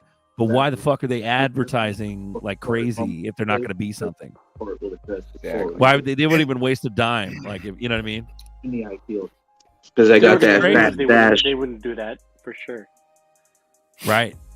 And that's a big deal, bro. Like, that's a huge deal. So there's more videos here. Let me go ahead and go back and then Because they got that fat stash. The fat stash. Right. Boom. Here's another one. Blow it up. Damn, that's awesome, man. Trains leaving. Jubilee. Impatience is a virtue. Clear and present data. Crypto Said means Jubilee business. on that train too. Jubilee, bro. The symbolism, dude. Succeed by Did it say change, do not believe chance. on that on the train? It did. It said on the train. It said do believe. Can you retrying that? Yeah, here. We'll The find crazy it. thing though is it still doesn't say XRP. You know what I'm saying? So people does could it see say that. Jubilee? It's and the they're still not Jubilee gonna line, bro. Oh, it says 7, Jubilee. 6, 13. Oh shit, Jubilee shit. What was that, Buster? What It were says you saying? Jubilee line? I'm saying, like, you know, even the word Ripple, it's still not putting people on XRP. Dude, it says fucking Yeah, Jubilee yeah, line. because they can. Pretty good. It's a different I can't branding. believe that. Yeah, This different ain't branding. Well, this ain't the days. Like, that's a good point. This ain't the days of when people called it Ripple Coin or Open Coin, or this ain't. It's different now. Now it's like people look at it as a company that's being fucking sued. They're not looking can't at believe that the shit. native currency that's running on the ledger.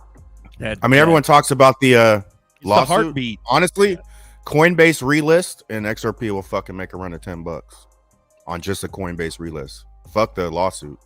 Coinbase relist alone, this motherfucker's jumping off without the lawsuit. You know what I'm saying? Amen. Yeah. Tony Bags, it was truly a pleasure of meeting all of you in Vegas. You too, Tony. You and Randy, bro. Tony You guys Bags. yeah. Good it was people, tight, man. bro. That meetup was nice. It's just like this. 13. You're talking about 13, Bagman?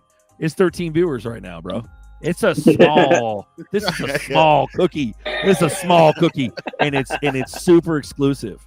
What people don't understand is the amount of emotional energy right now, like the good times and the good OGs that had enough bandwidth to download that message are here, and it's very small. The other motherfuckers are the sellers at $20, $10. They're gonna scoop them coins up, like Buster was saying. The $10, $20 that don't see the potential here. Everyone's you know, Where are you when's it gonna selling- go? Here, vlogs, check it out. You know, everyone's like, oh, I wish I knew about this in 2013. If you knew about it in 2013, and let's say you had $1 million and the shit goes to $4, you took your 4 million, you took your lick, and you're probably, these people aren't even in it right now because they already made money, and they did it as a gimmick. I mean, that time crypto was a gimmick, right? Like when he saw the guy in the bar, he made money early, and he doesn't even fucking know the value of the shirt he was wearing, right? You're meant to be in the moment now. So I don't go back, oh, I wish I knew at a 0.006. I probably wouldn't be here if I knew about it at 0.006. I'd be out partying right now, 11 in the morning, you know? I'd have no idea. Ain't no thirsty anymore. Ain't no hungry anymore. Not doing any research. Yeah. No. He sold it 40 That's cents. a by the good way. point, Buster. 40 cents. Was in it for and sold it for 40 cents. Yeah, see? I was like, man, I would have just held out for at least $1 before I got rid of it. He's like, The yeah, I stuff needed like- the money at the time. That's the stories. Yeah, there's no way Rosa Rios would be a board member at a fucking Right, and not only that, startup the 31 in Silicon people, Valley. the 31 people leaving the Rosa treasury fucking to move to Rios. crypto, like it's nuts. Yeah. There's no way. Yeah, we're upgrading over here.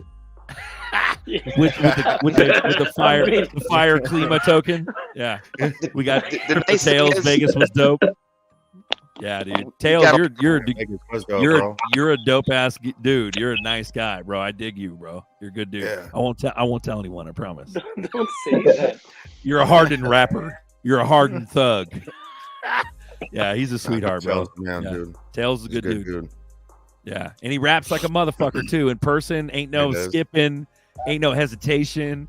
Bagman I like the and one Tails- song where he does, where's all yep, when he says like 3 times at the end of every verse. I forgot what song it was, but when he's all yep, he had that like was one of my favorite. He had like 4 or 5 tracks on that set that we did in Vegas. Yeah. So, yeah, dude, no joke. And they got a collab coming out with Blockchain Monkeys. I'll have to play that too. But let's go back to the adverts. There's 2 more. So this is the Jubilee Station, Canary Wharf. That's all these ads. Why are they doing that shit when it's like you can't even buy it? Can you? And no, you can. Get what? You can. Aren't there limitations in the UK? Kind of like New York, or no? There's an exchange. I got my cousin. My cousin's from London, man, and she bought it on. I forgot what exchange. It's a big ass exchange she bought it on. But I'm holding some for her, and she bought some. I can't remember what exchange though. Roger that. Well, you could buy it in the UK. Just Like not what? in America. Yeah, why would they be doing all this advertisement if this shit ain't gonna pop off? It's like it's the same concept behind price before regulations. That ads before publicity. Or this is the publicity, but like it's ads before anybody knows, you know? Mm-hmm. Yeah, they don't. No one sees these signs. You know, they're just signs. But if you Even know, if they you know. even if they see them with their own eyes, they don't actually see them. They don't even know what it is. They think it's probably a fucking candy bar. It's What's for Ripple? us. What's Ripple? Here's another one. That's the station right there, bro. It's in the front entrance station, right in front of their fucking eyes. They don't even know Ripple what milk. it is. Ripple milk. Ripple milk. Yeah, That's they're the doing it actual for Ripple. us. That's the actual Ripple, though, all over the place. Advertisements everywhere, and the sheep don't know shit. Yeah, the The trains left the NBA station. sweatshirts. They got their NBA sweatshirts on with their head down, looking at their phone, looking at Kanye. Yeah, but then there's like millions of dollars showing them right in their face. It right? shows you Yeah. this Super Bowl coming up, bro, is when they're gonna let the world know. That's a big on these, deal, bro. On these commercials, 2023 Super Bowl, the world's gonna know. You think Mark that commercial? down. Hans Loaded quote Buster, because that shit'll happen. Watch. Because last Super Bowl was all about Ukraine, the color symbolism. They got some crypto.coms and shit, you know. The They had Warriors. crypto.com. Yeah, crypto.com. They pushed all the mainstream weird shit. But yeah, maybe. Here we go. Here's the last one.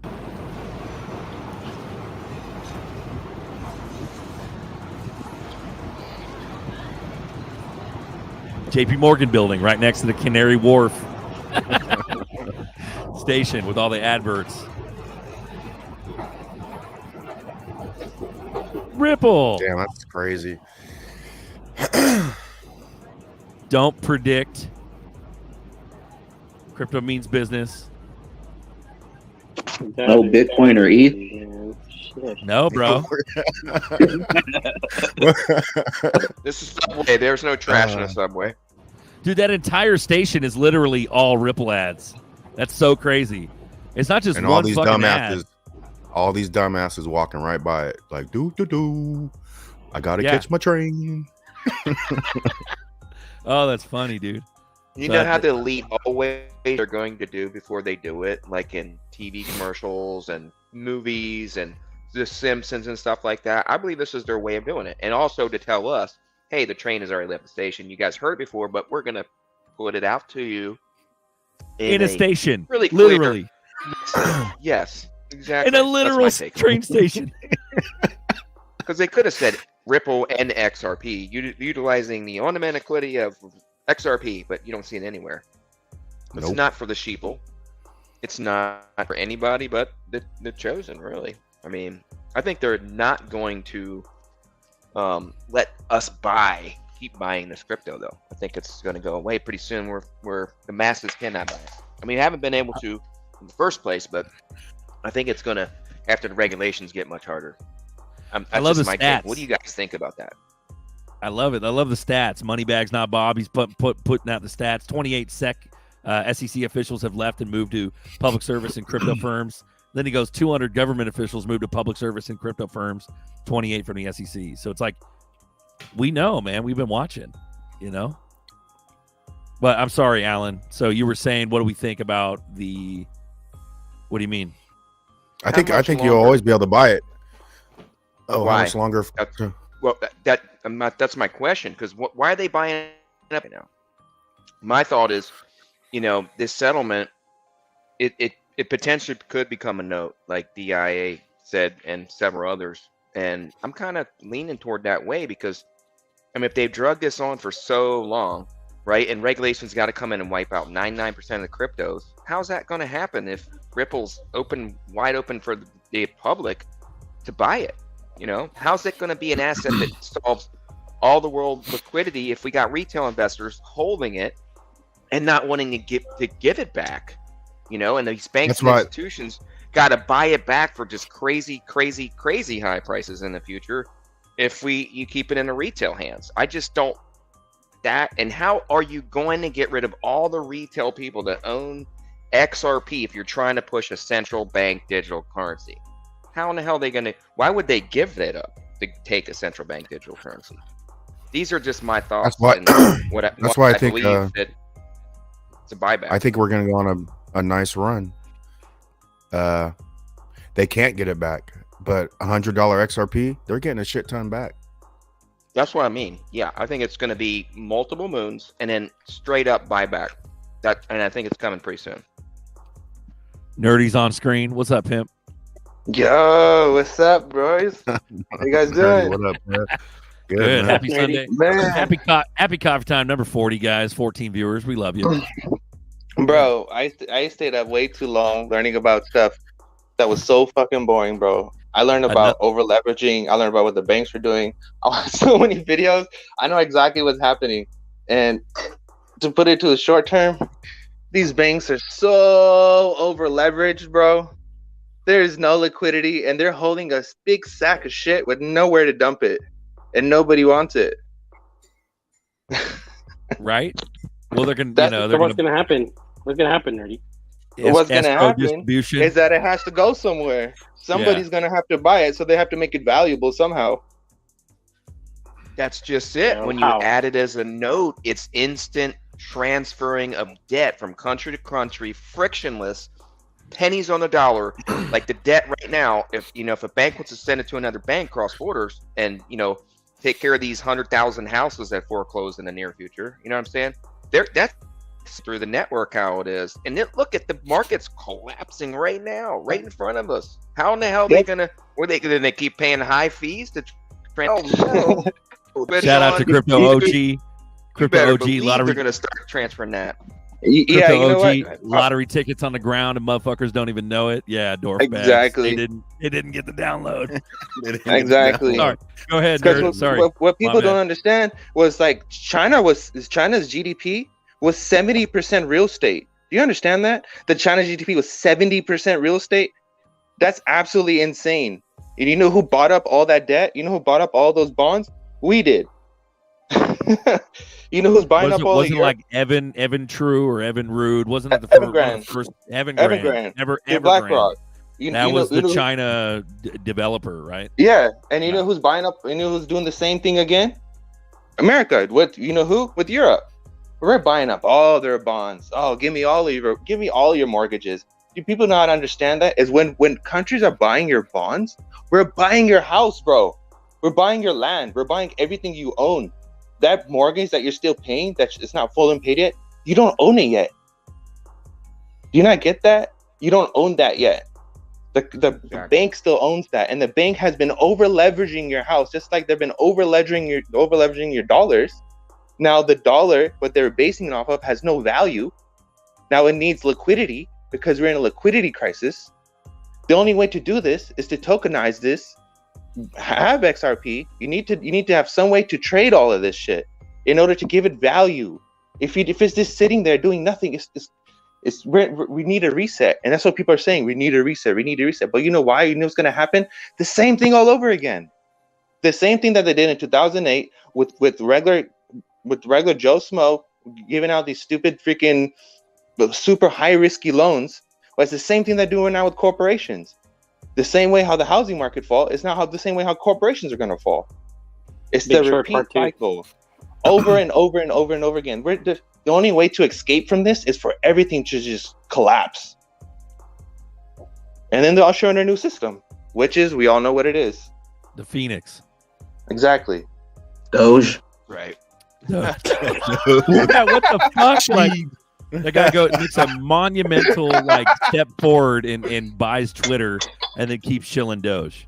Like, if that's not planned, he's doing that so that no one still doesn't understand XRP, right? They have to keep flooding XRP. It's weird. Elon Musk is doing that to usher in the new social credit score. He wants to make Twitter WeChat. WeChat is the social credit score app of China. The same thing there is happening here. Just with a nice fluffy bow on it. Animal about to go to Wall Street, see if he can take vids to the train station, see if the advert. So apparently Wall Street has got advertisements too, Ripple advertisements. Sorry, Vlogs, go ahead. No, for him to promote Doge is just so that they don't look at XRP. Exactly. Cheapo. Exactly. Bruh. He'll steal XRP. He'll steal XRP at $10, and the motherfucker go to 50. People really think XRP can't go to 50. A motherfucker come out and chill it at $10, and it's still going to take off. If the banks are telling you that Bitcoin is garbage, and if the banks are telling you that 90% of the coins are garbage because they have no utility, and they're telling you that they need some kind of mechanism, some kind of tool to make cross-border payments cheaper and to make all of this cheaper, what does that tell you? There's only literally 2 networks that can do that, and there's only one network that's been working with everybody. That's Ripple. Man. They can't get the download, bro. There's a virus. Something's happening. Man. Something's blocking them. Man, You know what I mean? It's like it's the All I'm- bandwidth. Yeah. all I'm saying is when we never recovered from 2008. It doesn't matter if it was President Trump, if it was Biden, if it was whoever. We never recovered from 2008. The country's been in a downhill ever since. Our generation, the 90s, 80s kids, we got stuck with that garbage. We were stuck with more debt than what our parents had. And then we were told, hey, you're a lazy ass, you're not doing nothing with your life. Well, maybe if you guys didn't over leverage everything, leave us with a pile of shit, maybe we could have done something with our life. You know what I mean?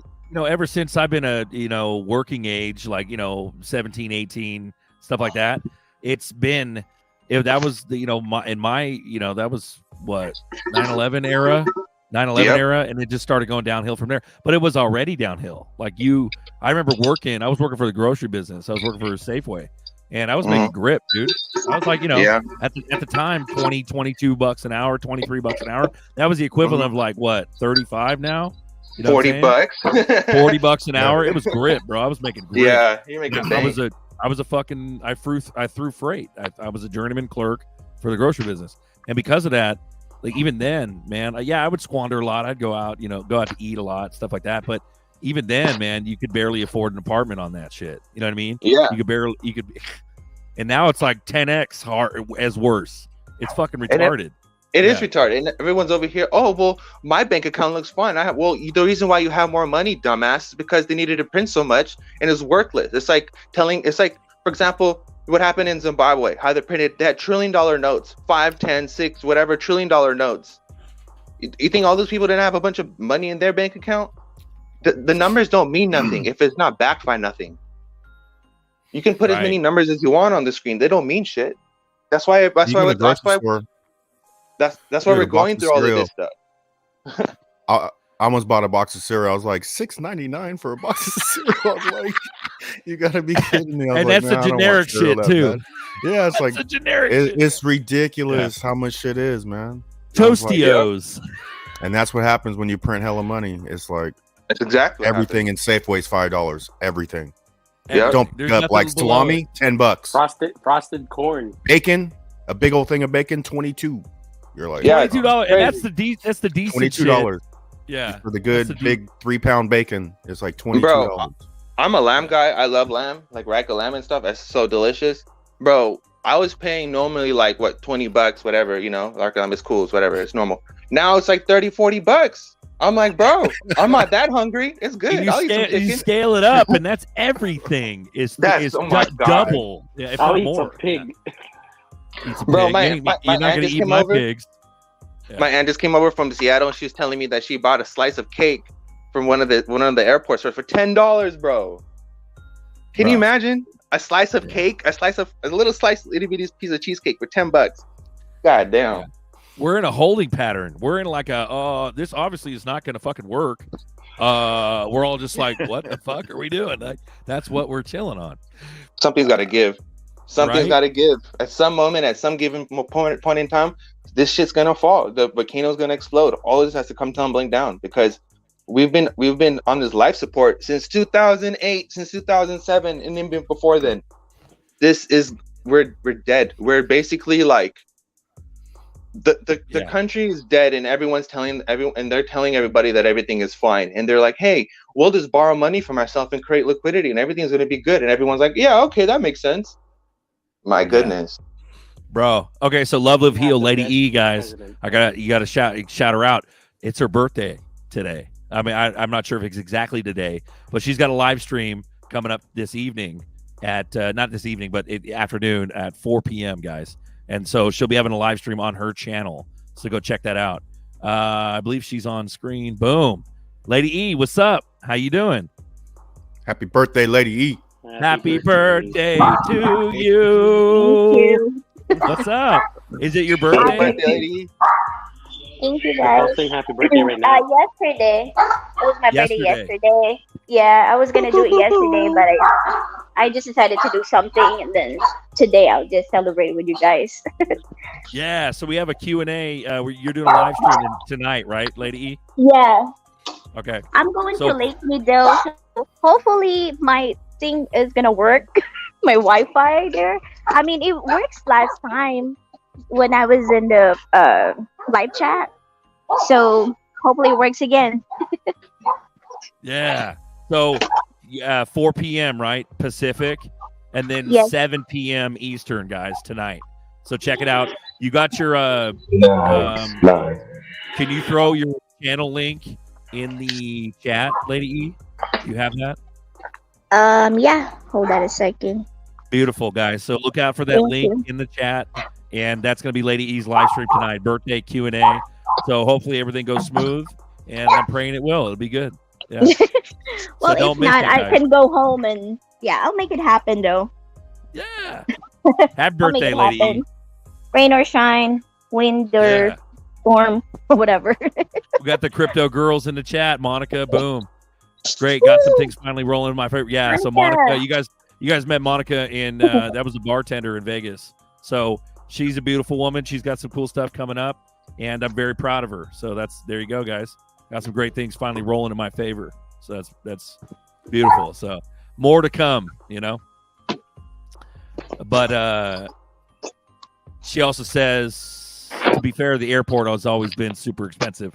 There you go. Just That's fucking true. throwing it right back at you, nerdy. Yeah, the $10 cake, man. Fuck that. Like, you know what I mean? Everything it's Safeway, $5 minimum. Like, come on. You know what I mean? That's lame. It is lame. But Mike Kavanaugh thinks we'll be eating bugs soon enough. Yeah, Okay, fuck. I was watching all this stuff, and what's really lame? It's for the fact when they did. I think what country did they do it in? I think it was like Turkey or something. But one of these countries, I forgot where these bankers they did this. You can tell us the name when they did this stuff. Well, the people kicked the bankers out, right? And they actually made them be held them accountable for their actions. Over here, everyone got a paycheck, $2 billion or $2 million, whatever, and they walked away. And these are the same people funding freaking all these politicians and stuff. Isn't that crazy? I think the problem is with us, the people who are too comfortable, who are too lazy with all this beautiful freedom, all this beautiful do whatever the hell you wantness, and we're just like, oh, this is gonna last forever. This is never gonna go away. And then look what's happening. It's going away. We got David Schwartz. He goes, okay, this is even weirder. I showed the AI the first image and told it that's XRP. Then I asked it to give me XRP image, and it produced the second image. I guess I guess it thought XRP logo was a cross. So there you go, guys. So he threw in the XRP logo, and then the AI spit out all these crucifixes. What does that mean, and what is David trying to tell us? You know what I mean? That's right. I like it. I don't know, man. I highly doubt that this master, programmer and CTO, NSA agent? Yeah, CTO, Yeah. master government, ex like secretive government operative. A lot of people are like, "Oh, David's fucking crazy," or "He's a dummy," and it's like, no, I think he's the just person that created he's the person trolling that created us. DLT. Exactly, he's trolling us just to play. Like, it's funny. Like, he can't just go to Antarctica and be oblivious to the fact that he's, you know what I mean? He might, it's one of those things that we're like, I don't know, man. I mean, there's much more to this story for sure. Yeah, we're all gonna go on to Antarctica and say what's up to our alien homies and come back, and we're all gonna talk about how stupid the world is. Alien homies. Yeah. There we go. We got Pay Me in the house. What's up, pimp? He was in Vegas too. Super nice guy, super cool guy. He was like good dude. Energy, bro. Energy. I'm a big CDL A driver class. He's got a class A driver now. Passed my test this week. Ready to hit the road, pack those bags. Yeah, dude. I heard you make bank as a trucker. Yeah. Yeah, good for you.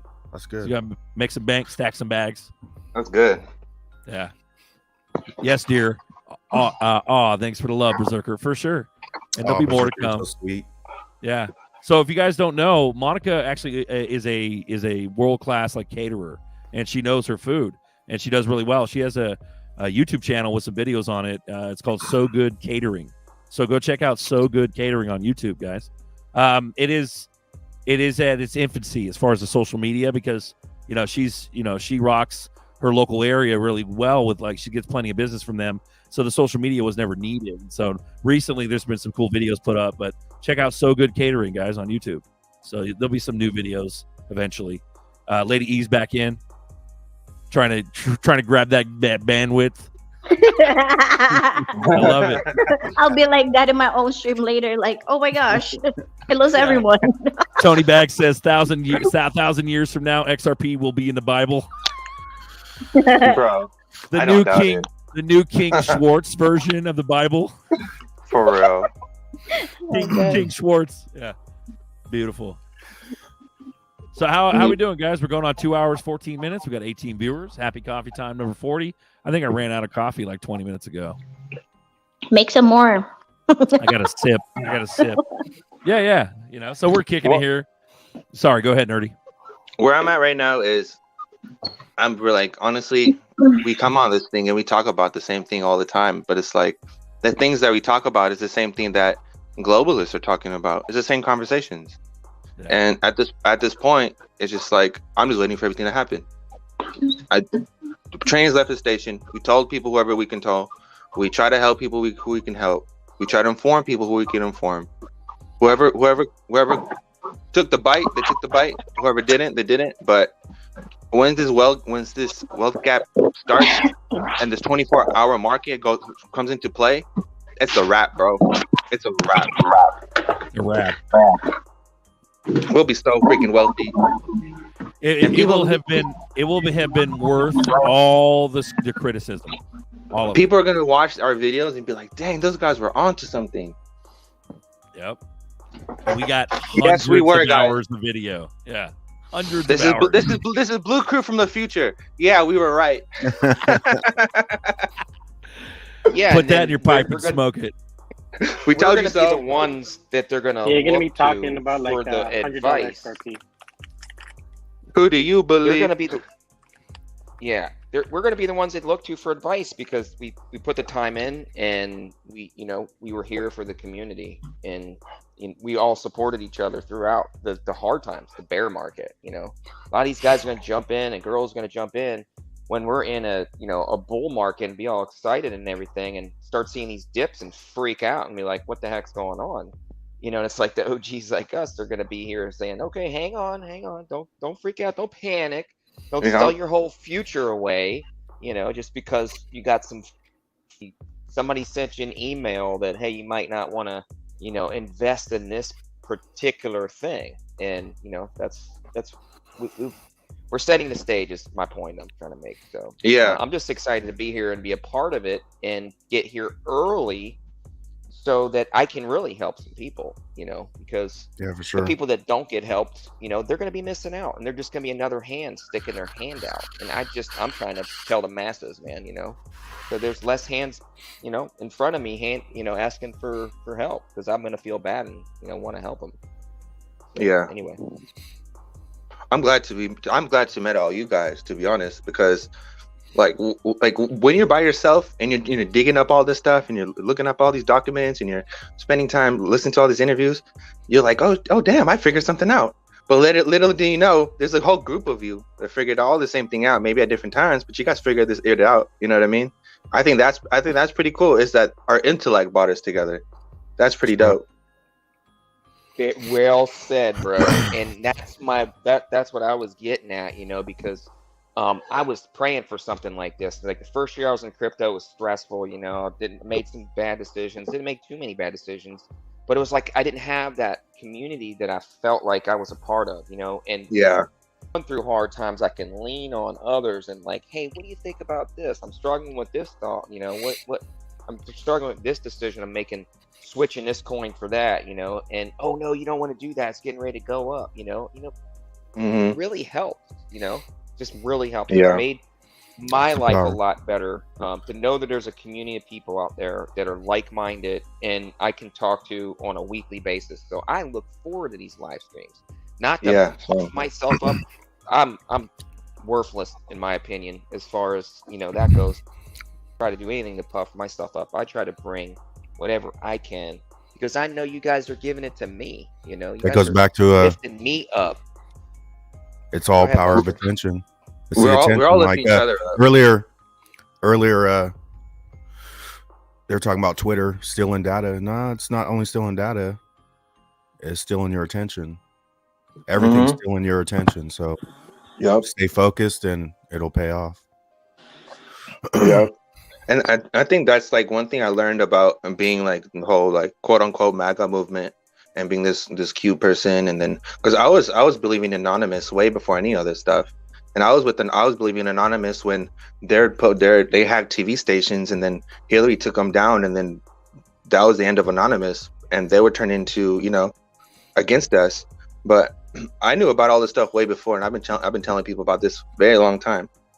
But this is the thing that I noticed is that within the space, there's so many crazies. There's so many people who believe so much bizarre garbage that it dilutes what is real information.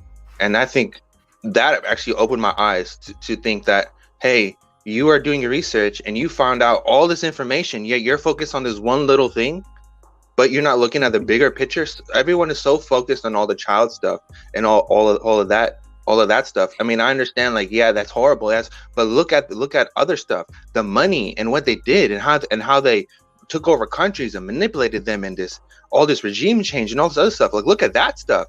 Yeah, people are so focused on this other stuff, and this is the same thing that's happening in the crypto space. Is that people are so focused on, oh, what's Bitcoin gonna do? What's Dogecoin gonna do? What's SHIB gonna do? Which country's partnering with them? Which bank? But it's like, look, you're not looking at the main fact that it doesn't matter who's partnering with them. At the end of the day, it's the XRP ledger that's gonna run all of that stuff. So it doesn't matter if they shill Bitcoin. It doesn't matter if they shill Ethereum or if they shill SHIB. It doesn't matter, because all those coins can run on the ledger. And that's what we're trying to tell you guys. And that's the same thing that I found out with the whole MAGA movement. It was like, hey guys, Trump is not this glorious person that everyone's making out to be. He has some dirt on him too, and everyone's like blind eye to it. No, he's the perfect person in the world. It's like, no, bro.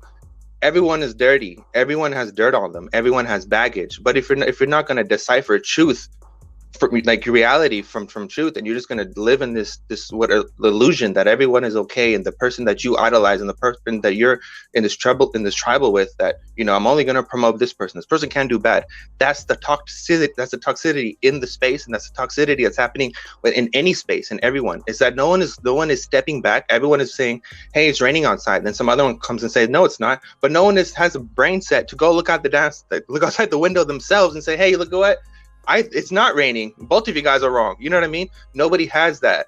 And I think that's what's going to separate people. That's what's going to separate generations of a whole class of people who are believing all this stuff that the doctors told you guys. They manipulated you guys. Yet people are still believing it. They're manipulating you about the whole financial stuff. They're telling you everything is fine. Yet you're going in a crash. They're telling you everything is okay. The same thing happens, and the same people fall for it. The people who wake up and realize, like, oh damn, I'm not falling for that again. Those are the people who they try to shun out of society, because they're like, oh damn, these people can wake up everything else. It can start a movement. Let's just put them out. And if they want to put me out, that's fine. Because at the end of the day, what I learned from all this stuff, it goes back to what all the conspiracy stuff. What I learned, it was the corporations that ran everything. When you're watching globalist meetings and you're looking at the table and all of them are CEOs, none of them are politicians, yet all of them are making the rules. What does that tell you? It doesn't matter who's in office. If the man with the biggest bag owns the land, the person who understands how all this business stuff works, how this money works and all this stuff works, that's the person who's free. If you don't understand none of this stuff, you'll forever be a slave. Doesn't matter what era we live in. That's all I got to say. Amen. No, that sounds good. Sounds like you got your thumb on the pulse. The only thing I heard is extra baggage. I got that. Yeah. We all got that. Big bags. Big Plenty of bags. Fill those bags. Right. Flip that switch. We're coming for that top spot. Bagman said it. Let's go. Yeah. So guys, we're going on. Oh, so go ahead, Nerdy. One last thing, one last rant. Out of this whole thing, how many YouTube channels told you to buy Bitcoin? How many YouTube channels told you to buy SHIB? How many YouTube channels told you to buy Luna? How many YouTube channels told you to buy Celsius? How many YouTube channels told you to do all that stuff? And everyone got screwed. Everybody got wrecked. Hey, I lost 10,000 XRP in creds. Okay, I did creds through Uphold, and actually Uphold suing creds, but I don't expect that 10,000 XRP back. But I was deciding between Celsius and creds. So either way, it didn't matter. My shit was gone. Like They own both that's why I sides. don't do that shit. Don't like, especially there's motherfuckers that put their whole bag in there. Oh, I can make 7%. Yeah, you just lost 100% of your shit. Yep. Like crazy. You know, I just Look did at all it. the I was DeFi like, okay, loans. exactly. Look at all the DeFi loans that people got wrecked on. All that $2 trillion worth of liquidity that got wiped out of the market this year. I mean, people got wrecked on staking. They got wrecked on freaking doing DeFi loans, thinking the bull market was going to continue. I got tempted with all that shit. I haven't staked anything. I don't even stake my seed up, from crypto.com when I signed up for my account. I haven't staked anything. I just decided after seeing a few things like that I just don't want to take any risks. I'd rather just sit on my hands and do shit until it moves, until I start cashing out some profits. And that way I don't lose any more money, I made some mistakes already. So when I start making mistakes and losing a little bit of money, I learn pretty damn quick, So for me, it's just inevitable one of these other exchanges is going to go down with these regulations coming. Several of them probably. And all these ain't worth a damn that aren't really doing anything are going to go away. And all that money's got to go somewhere. All the stock market tanking right now. The Pelosi's can't cashing out $500 million, bro. That's coming from somewhere. These people's pensions are going to get wrecked. Then everybody's going to be running scared. There's no exit plan at all other than crypto. Show me a freaking other one. Okay, commodities, gold, silver.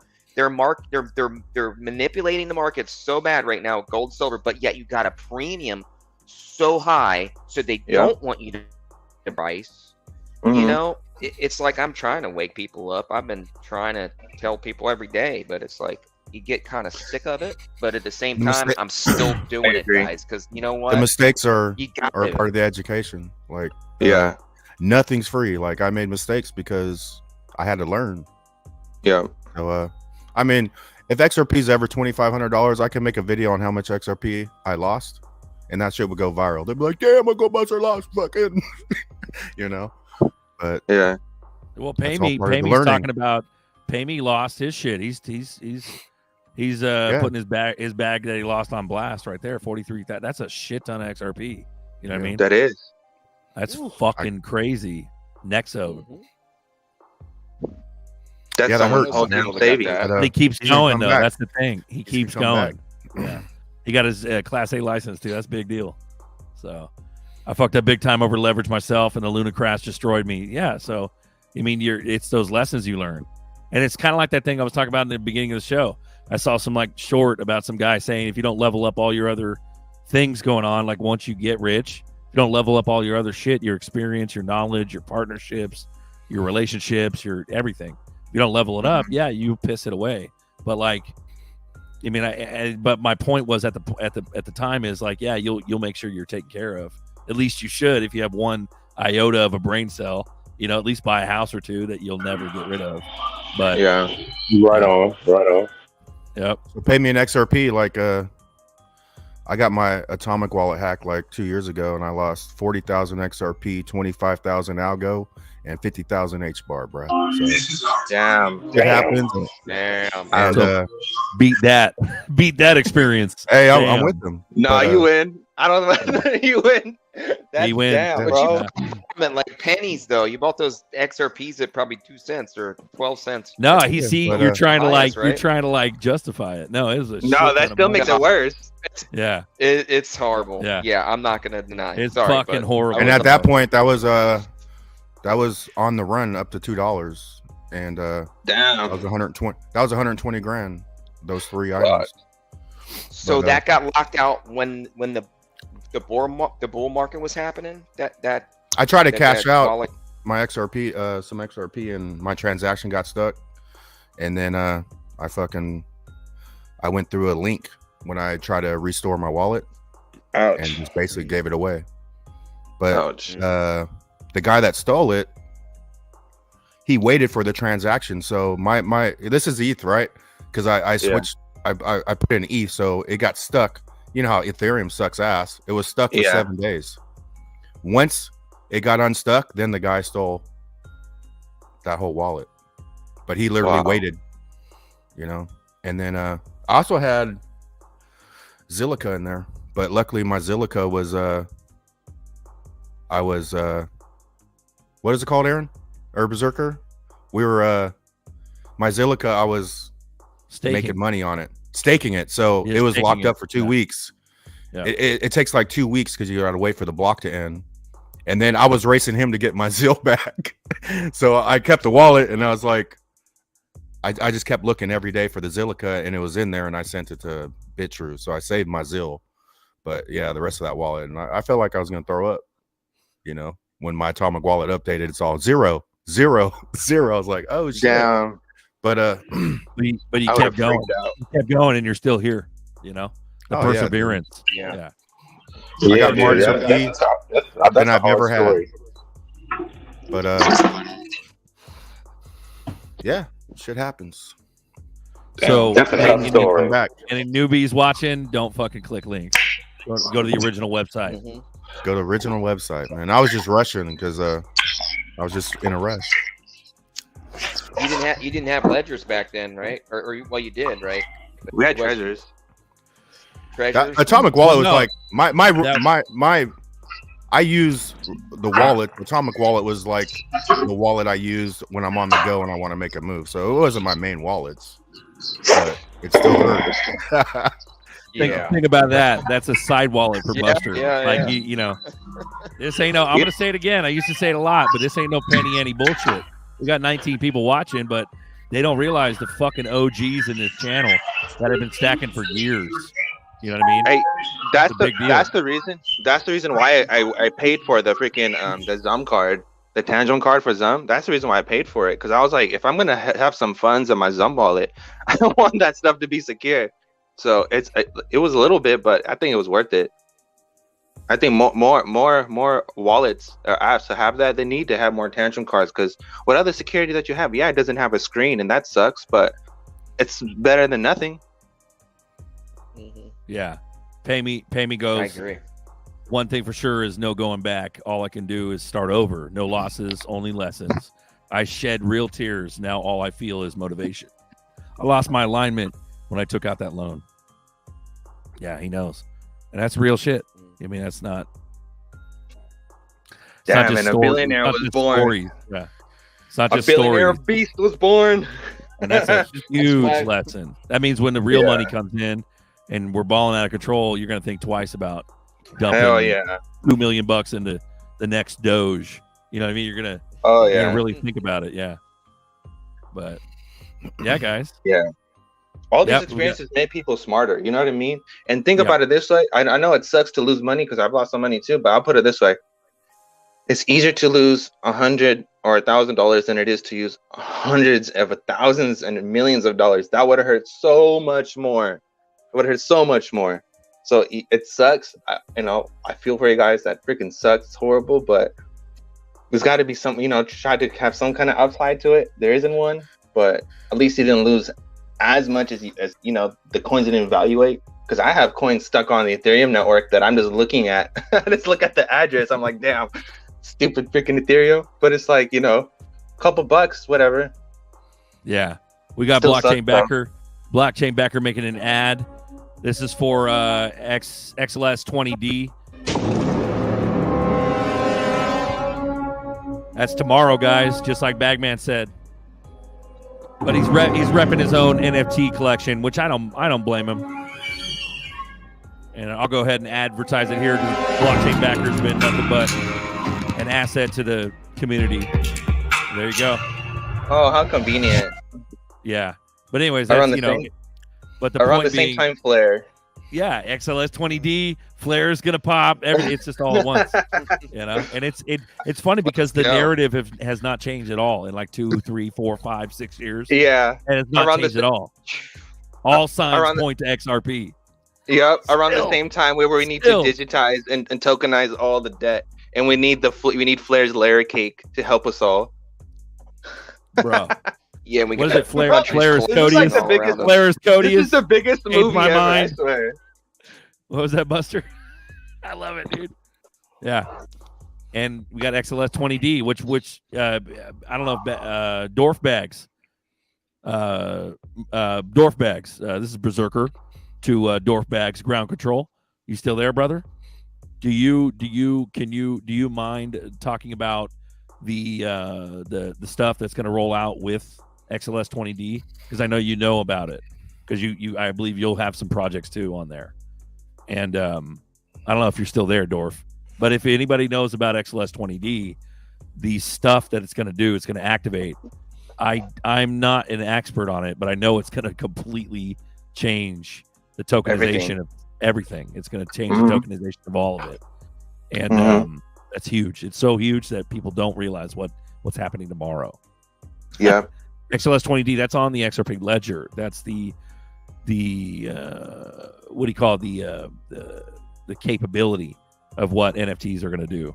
It's not about it's not a new version. It's literally it's like going from a Model T car to a fucking V10 V12 supercar. That's what they're going to do with NFTs, and that's tomorrow. So it's a big deal, and a lot of people are like, fucking Paul Pelosi. Kanye pretty much just the NFT standard for XRP royalties and all that stuff for NFTs and stuff like that. And then tickets too, Brian. Right? We got the BPM ticketing with that shit. And yeah, they got their own NFT, but yeah, they got their own ticketing system too. Nice. Yeah, it's stuff that we talked out when it came out, the first like advertisement of it. We talked it out, and a lot of people aren't really like rapping about it. It's starting to gain a little bit of traction on Twitter now, but the actual what this actually means is way huge. You know, yeah, BPM's a big sleeper. Big, and dude, it's crazy because they're implementing all this stuff now. The bricks and everything's just like coming together, but we're all just like we're just chilling. And this is everything we ever dreamed about and talked about over the last like 2-3 years. Everything's happening now.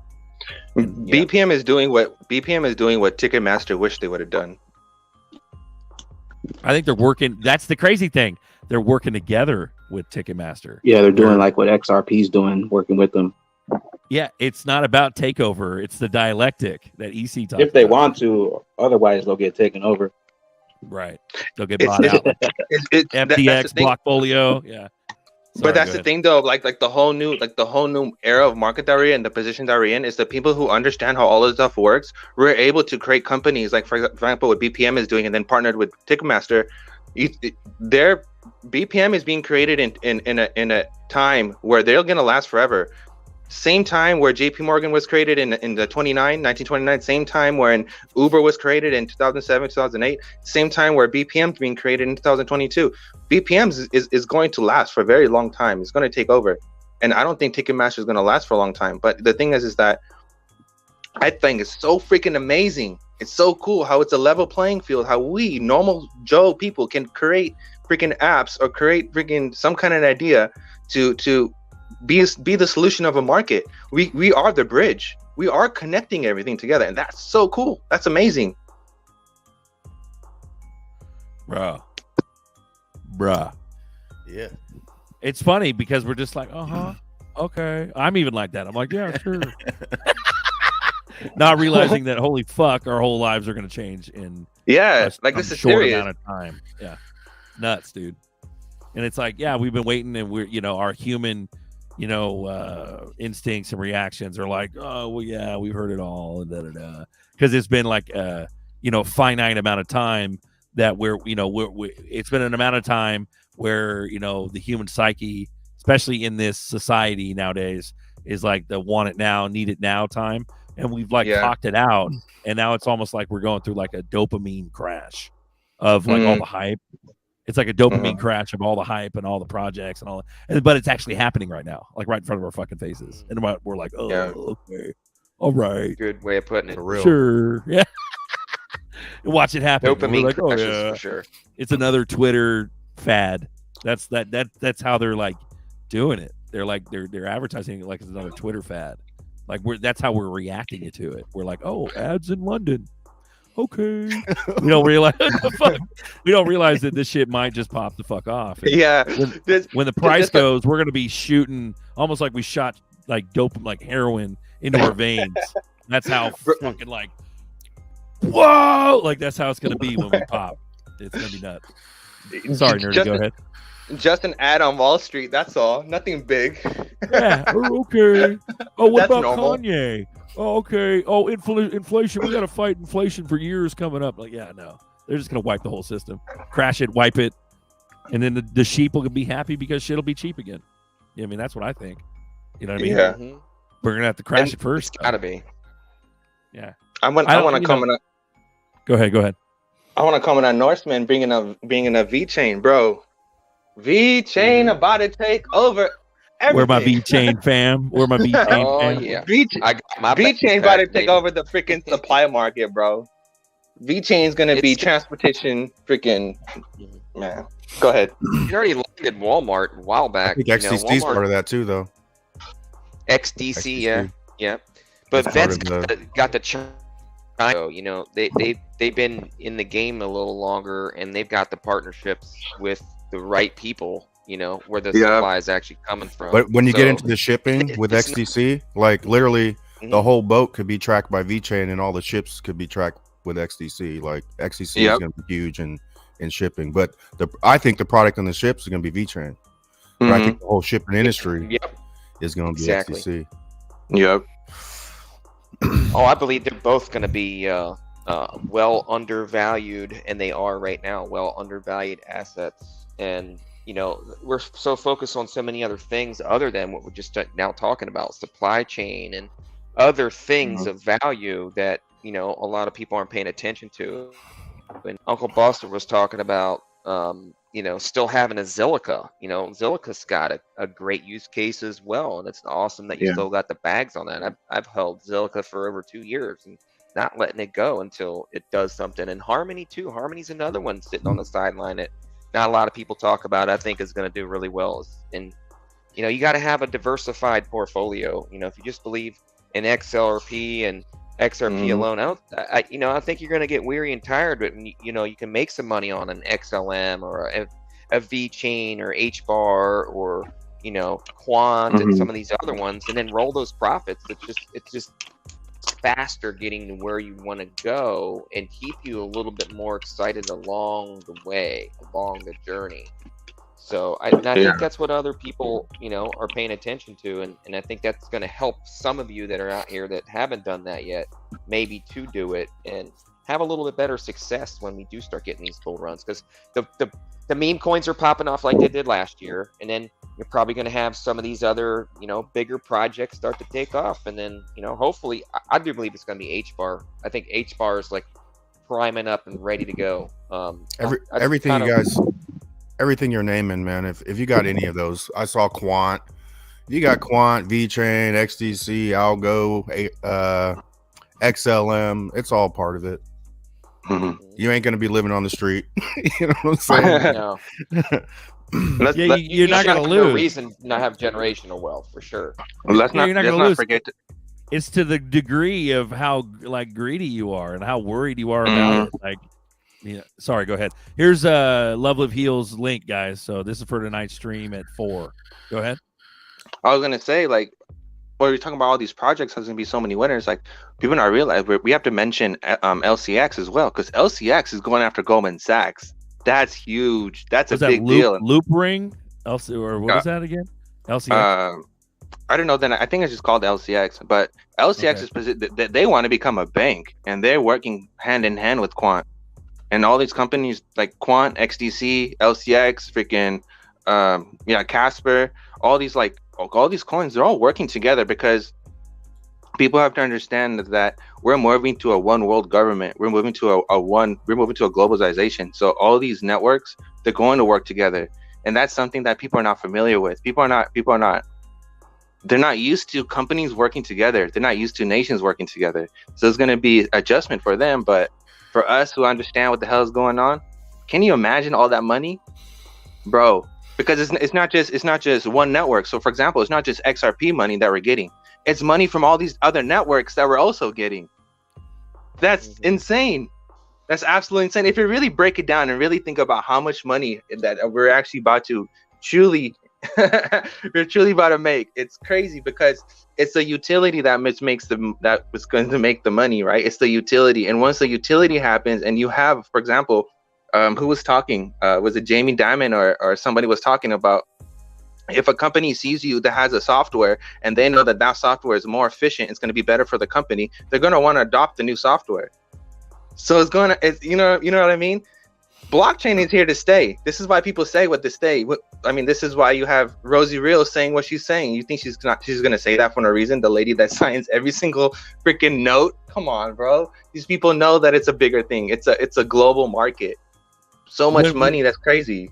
When red pilling anybody, like a complete sheep to crypto, when red pilling them, the Rosie Rios money trick is a really effective tool to let them know what's coming. You know what I mean? Yeah. I did that the other day with my stepsister and her mom. So I have a stepsister, and I was like, "Hey, you got $1? hey, give me $1." And sure enough, boom. Hey, see that signature? See that signature right there? You know who that is? No, I can't even read it. That says Rosie, and then whatever the fuck her middle name is, and Rios. Pretty funny. But that's a really good tool. It's really easy rather than trying to like spout out a bunch of shit. Yeah. Just show them the money. Yeah. Exactly. Like, look at this. Yeah. Oh, really? And they still don't invest. No matter what you say. Yeah, that lady that's on that note. Yeah, she knows that this note is garbage. That's why she's with the company that has value. Yeah, it's not just that, because you try to explain that how the money's garbage, then they're like, "What are you talking? Then you're crazy." Like, no, it's you're utilizing the sheep's idea of the fact that the dollar is credible, which it is. That's what they've done. They've made the. I want to be able to touch it. I want to be able to touch my money. Yeah. Like, who's they? Who's they? Fake money. Yeah. Like, you're Bro. done, bro. You're Yeah. done. If you wanna hold something, go buy some gold and silver. Hold the fuck out of that. Right. So here we go. We got a little political bullishness here. It's kind of funny. This is a what's his face country concert, and Ron DeSantis comes on stage. Let's watch it. We're going to have some fun, and we're going to raise some money tonight for the great state of Florida. Florida. Shout out, Alan. Ladies and gentlemen, welcome to the stage, Governor Ron DeSantis.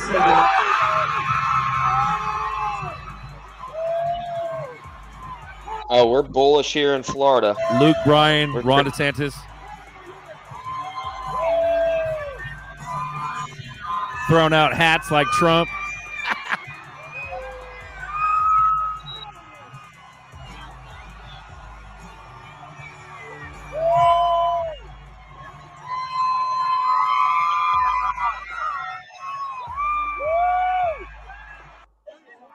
There you go. There you go, guys. Yeah, the fact that they were being allowed to like campaign and things like that, like the deep state isn't as powerful as what they say it is. If you're thinking dialectic, meaning good versus evil. So, I mean, there's more of us, like the Q drops talked a lot about. There's more of us, good people, than there are the bad people. Problem is they just have the levers of control, which is money, But that's all they had. Yeah. So that was their only point of that's the only grip that they had on us was the financial system. Right. Now that is gone, they're collapsing. They're collapsing on live TV, and it's absolutely hilarious. It's glorious to watch. Yeah. I'm loving every second of it. Yeah, big deal, bro. That shows me right there that there is not a perfect storm setup that they're gonna recreate in a year or 2 years from now. I keep seeing the FUD. Oh, they're not gonna let this. They're gonna drag this case all the way out for another 2 more years. There ain't no way in hell. There's no way. The world is waiting 2 years. Well, exactly. I tend to credit that to the same ideology of like, oh, we're going into a dark time for a long time. And I'm like, I don't think we can. We're already tippy topped out. We're redlining right now. Yeah, we can't afford shit. They really gonna put us into a fucking depression. That's just gonna activate more people. You know what I mean? Yeah, right. What are they doing? So I think it's gonna be a quick flip. It's gonna be a quick flip. Yeah, we might see some crazy, horrendous black swan shit, but the actual aftermath, we're going into a great time, guys. We have to, because what's happening now is not sustainable.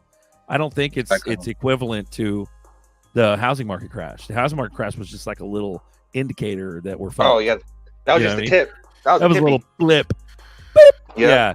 Yeah, and they're going to crash it all because they can't keep kicking the can down the road because the can is falling apart. The can's disintegrating. Like that's what's I don't know. That's just what I think. You know what I mean? But there are people that are like, we're going to fucking civil fucking war. Like, no, dude. Like, calm your ass down. Buy some Zerb. Shut the fuck up. Yeah. Make no money that way. Yeah. Start a garden. People need to calm down with that. That's just not going to happen. If you think that in this beautiful era with all our beautiful stuff that they're just going to just let it all go, you just don't understand how any of this works. Well, it goes back to the original questions. When I first started this channel, I was like, why'd they wake us up? Why the fuck we know about all the crazy, deep, evil shit? Why'd they wake us up to that? Why the fuck not just keep us asleep? If it's, you know what I mean? Why not kill us all and just keep us all asleep? I mean, then people come and they interject this side fucking thing where like, oh, they are killing us. Well, yeah, they've been killing us forever.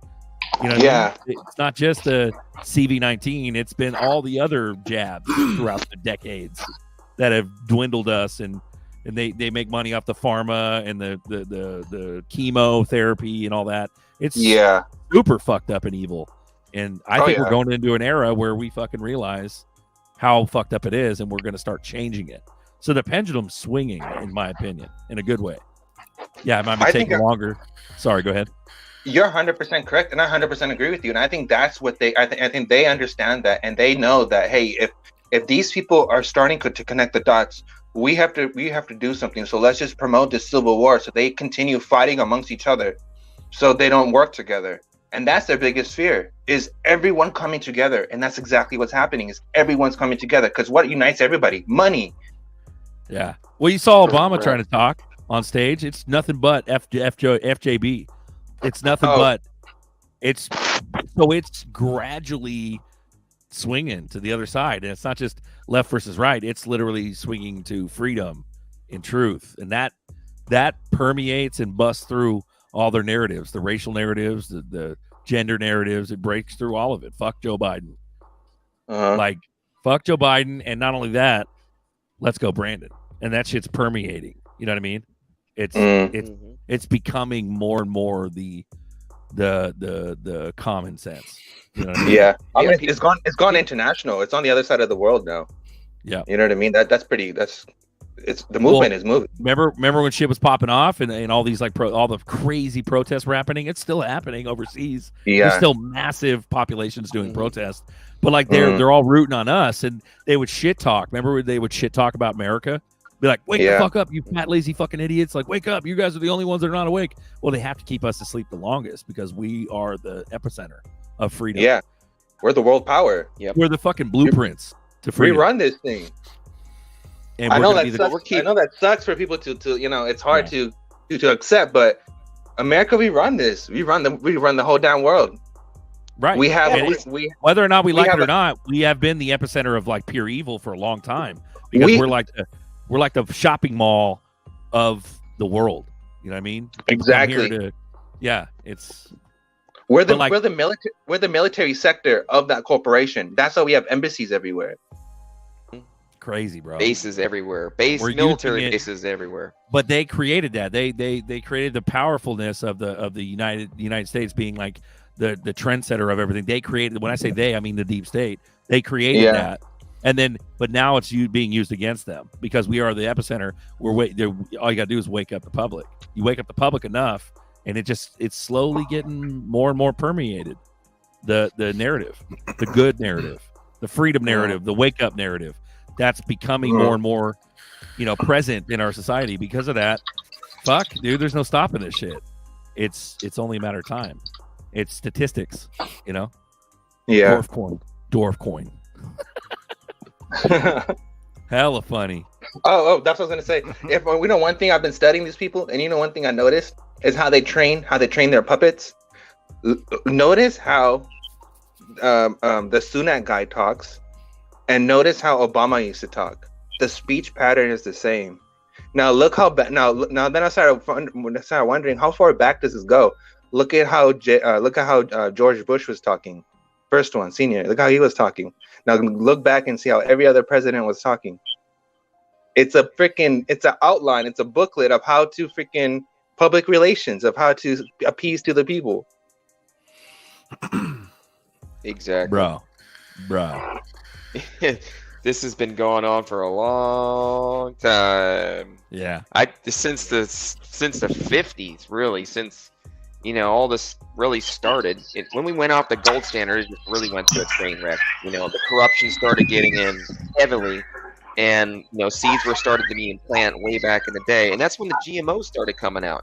Bush was the illustrator to the GMO food. Like, we could have stopped that back in the 70s, and no, instead of stopping it and getting ahead of this globalism, he just jumped right ahead and just let it happen. And the American people just fell for it. Oh, it's going to help with starvation, and the same narratives they push nowadays. And look at the consequences. Cancer rates have spiked up like crazy. Any kind of ailment, really. And then they start putting the fluoride in the water, like everywhere. And back when the fluoride first got started put in the water, you can talk to old people that got bad teeth, and they'll tell you exactly it was the fluoride. This is why my teeth are messed up.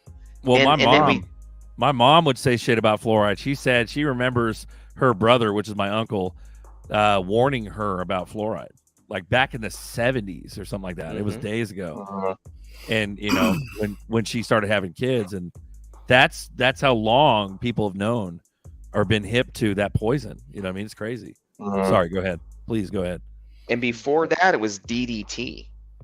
DDT was one of the most dangerous chemicals known to man, and we were spreading it everywhere. We were putting it on our plants. We were putting it on just sidewalks, everywhere. That stuff was in so many different products. Is now, one of the biggest causes of, health problems throughout the world from just the exposure of it. Our parents and great grandparents have been exposed to this, so this is why we're in these situations with health all over the world. It is not just here in the United States. Now, Europe is one of the first countries that said no to GMOs for so many years, and that doesn't allow GMOs in, but you're starting to slowly see them allow these things to start coming into place. And I think the stops that were stopping things before have just gone away now within the last couple of years. Like, nothing is holding anything back anymore.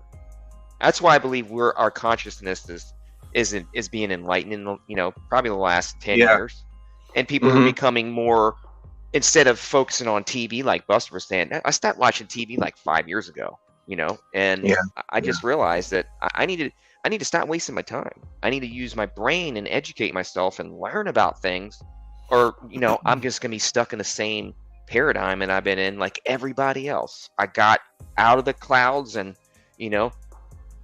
and when I started to realize things, I started looking around at people. I'm just like, wow, I'm pretty lonely here. And so it's like that movie. I've been red pilled since 2000, but still. Anyway, go ahead. It's like that movie when the guy was wearing the glasses, and like he takes them off, and he has that fight. What's that movie? They Live. Matrix. No, They Live. Oh, yeah, They Live. When he's in They Live, and he has a fight with his homie, and he was like, "Bro, I'm trying to show you something. Put the glasses on." It's like, that's how I feel like, but with my family. But it's like everyone's trying to like push me away. Like, no, you're crazy. Get away from me. Like, no, I'm trying to save you. It reminds me. I don't know if you guys remember, but we grew up to that lady that was going to Walmart, and she was trying to tell people to believe in Jesus, and she was like, "I'm trying to save you, motherfucker." You remember her? You motherfucker! What are you doing, you motherfucker? As I grow up, I understand that lady more than anything. It's like growing up and understanding Joker versus understanding Batman. Bro, hilarious. Yeah, it's just the context. It's about the delivery. You know what I mean? Yeah, it's like I've learned over the years. All I got to do to like red pill somebody on XRP, or teach them where the water is, not make them drink, but teach them where the water is to be like, hey, you got $1? Let me show you. That's it. It actually works, man. That's the good one. Like I used that one before. I love it, dude. That's good. And yeah. if they're really That's a interested, good then you reminder. just go into it, and then you're like, okay, you ready? Hey, Berserker. All right, you know- I was gonna say, going back to what you guys were saying earlier, I saw a guy with a pickup truck that had a big sticker on the back window. It said Foxtrot, Juliet, Bravo. Nice. Yeah. I was like, And that's it's pretty creative. It's the subtleties, you know. Yes. And there's If you only know, so you much know. we can do. There's only so much we can do, and then you get to a point where like, okay, you don't want to be violent, you don't want to start a revolution. The best way to start a revolution is to unite, and you unite in a peaceful way by doing. The only thing you can do is vote. You can convene, but you vote. You vote in person and try to overwhelm their fucking scams, and that's the only thing we got coming up. Exactly. And it's not like I'm having some great revelation. Everybody knows that. This has been touted for days. Vote in person. Fucking bypass their mail-in ballot shit, and that's the thing. Cali was like, I remember when it came out, they were like, oh, California is I don't know if you remember, Newsom saying that, but he's like, it's a permanent mail-in ballot. Oh yeah, I remember that. California's permanent mail-in voting. And I'm like, whoa, the fuck? Like, that's super crazy. Like, super fucking tyrannical. Like, are you kidding me? Yeah. That's one of our only rights as citizens. One of our major rights is to be able to go vote in person. And if they're forcing you to vote a specific way, there's something wrong with that. It's just critical thinking 101. There's something majorly wrong with that. And so just, I'm going to throw it in the mailbox. Well, they make it fucking easy so they can throw your shit away. You know what I mean? Yeah. I don't know if you guys remember all those postal workers just fucking threw hundreds of thousands of votes away. Yeah. Not to mention the blank China ballots with no folds in them. They'd count them through the digital systems 90 million times. Yeah. That's what we're trying to avoid. What's that? And stack ballots that came out of boxes, bro. They're bro. freshly printed. Nobody's touched them. Yeah. And it's so funny. Too soon, people forget. People forget how fucking heinous it was. Yeah. It's not just a fucking blabbering conspiracy statement. There's so much video proof of all of it. And court, remember Giuliani? Remember the girl with like the blonde hair? She's like, I signed a document that says I go to jail if I'm lying. Like, remember that? The fuck happened to her? What happened to Giuliani? What the fuck? Like, what about the most votes for any president in history? Yeah. That should have thrown the first red 81 flag. million for some. Remember Jeep? Remember that fucked up car company Jeep, which is Chrysler? They would like literally donate like 20 or so Jeeps up on like Biden's for that rallies. Yeah, that was fucking bullshit, man. Jeep, dude, do not buy Jeep. That make me never want to get in a Jeep again. It's like, what the fuck? But you got Toyota, that's deep state. They're all deep state. All these fucking companies, it's all fucking deep state. You know what I mean? I think how sheepish the people are. It looks like it's supposed to be a natural thing. Okay, there's 20 Jeeps there, and it's supposed to look natural. You're like. Yeah, all the corporations, all the major corporations that own the food, that own the cars, that own the everything, all of it is literally deep state. They were literally in bed with the whole scam of the fucking But then you think about it critically, you're like, oh fuck, why was he allowed? Why didn't the military intervene then? Why didn't we come in and have martial law immediately when that motherfucker was doing his oath of office or his swear-in ceremony with a fucking Masonic satanic upside down cross Bible. Remember that? That's video proof and photographic proof that he's a Satanist. You don't swear in, and I guess his bullshit excuse was that was like a family Bible. No, motherfucker, you purposely put the crosses on the clasps of that Bible upside down. Exactly. Like, the symbolism is so apparent. But people are like, it's so obvious. You're crazy, Berserker. Who's they? Motherfucker, you got 20, you got 2 hours for me to fucking just like Clockwork Orange your ass with all this video proof. I will tape your fucking, I'll staple your eyelids to your fucking forehead if you're ready and willing. But the proof is there. It's not that the proof isn't there. Who's they, Berserker? Well, sit the fuck down for 2 hours and shut your fucking mouth. Like, the proof is there. It's there. It's whether or not you want to admit it and digest it. And that's just a precursor to XRP. Right. It all leads to XRP after you know. And you're like, oh.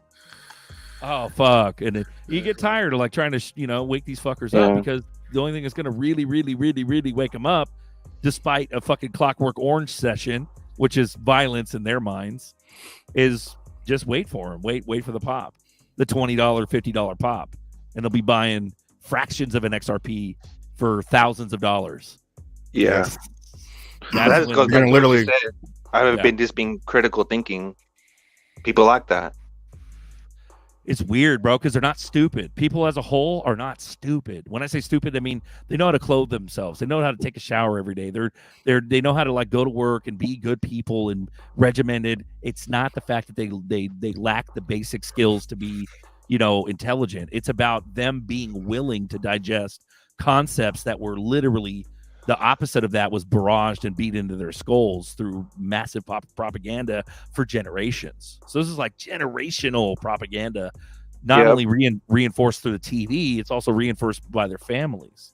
And so it's real emotional. And that's the hardest part, is to get that download, you got to somehow have the internet to be able to get that download. And I don't know why only, our ragtag group, I don't know why we were the ones to wake up. I don't know why. Maybe there's some larger purpose for all of us. Yeah.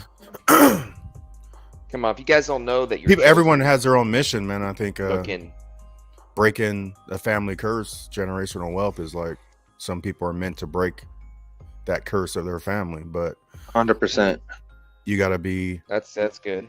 You got to be woke, bro. And like a lot of families, it's like they stay poor and want that prison too.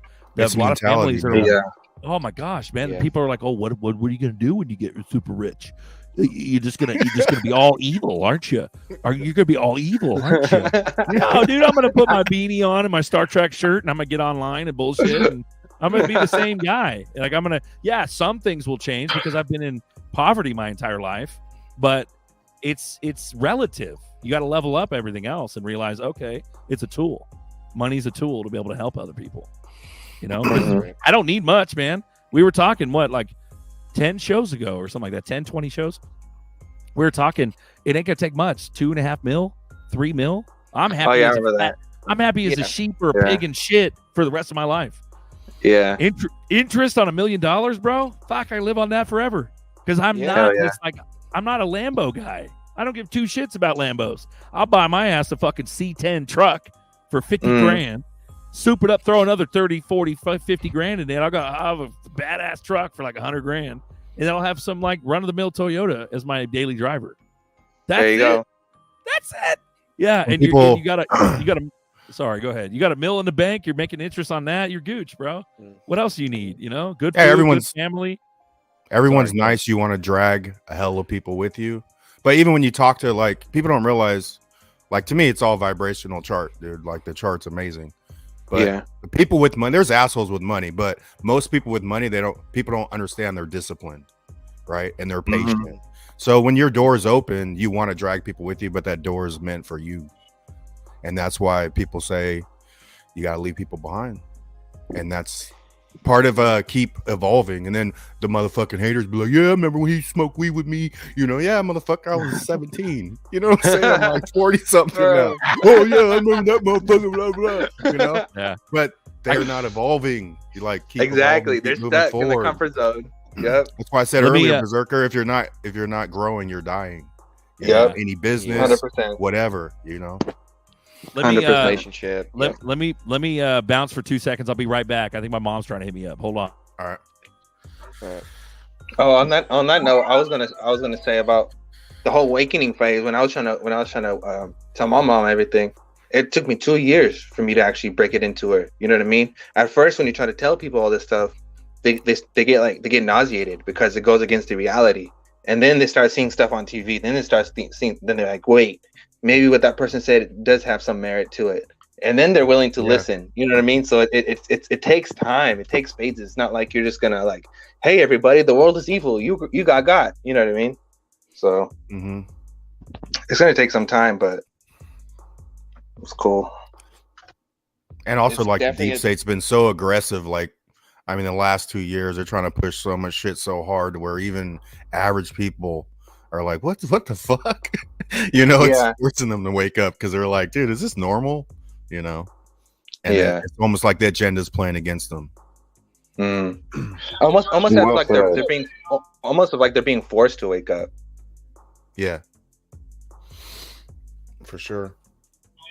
Definitely well said.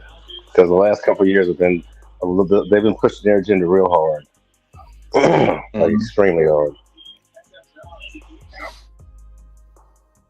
Yeah, we're seeing it all over. It's just coming at all different angles at us. You know, it just seems like we can't even pay attention to one thing for more than a week anymore. It's just something else comes up within the week to distract our attention to the latest thing, and that's why I stopped watching the news. And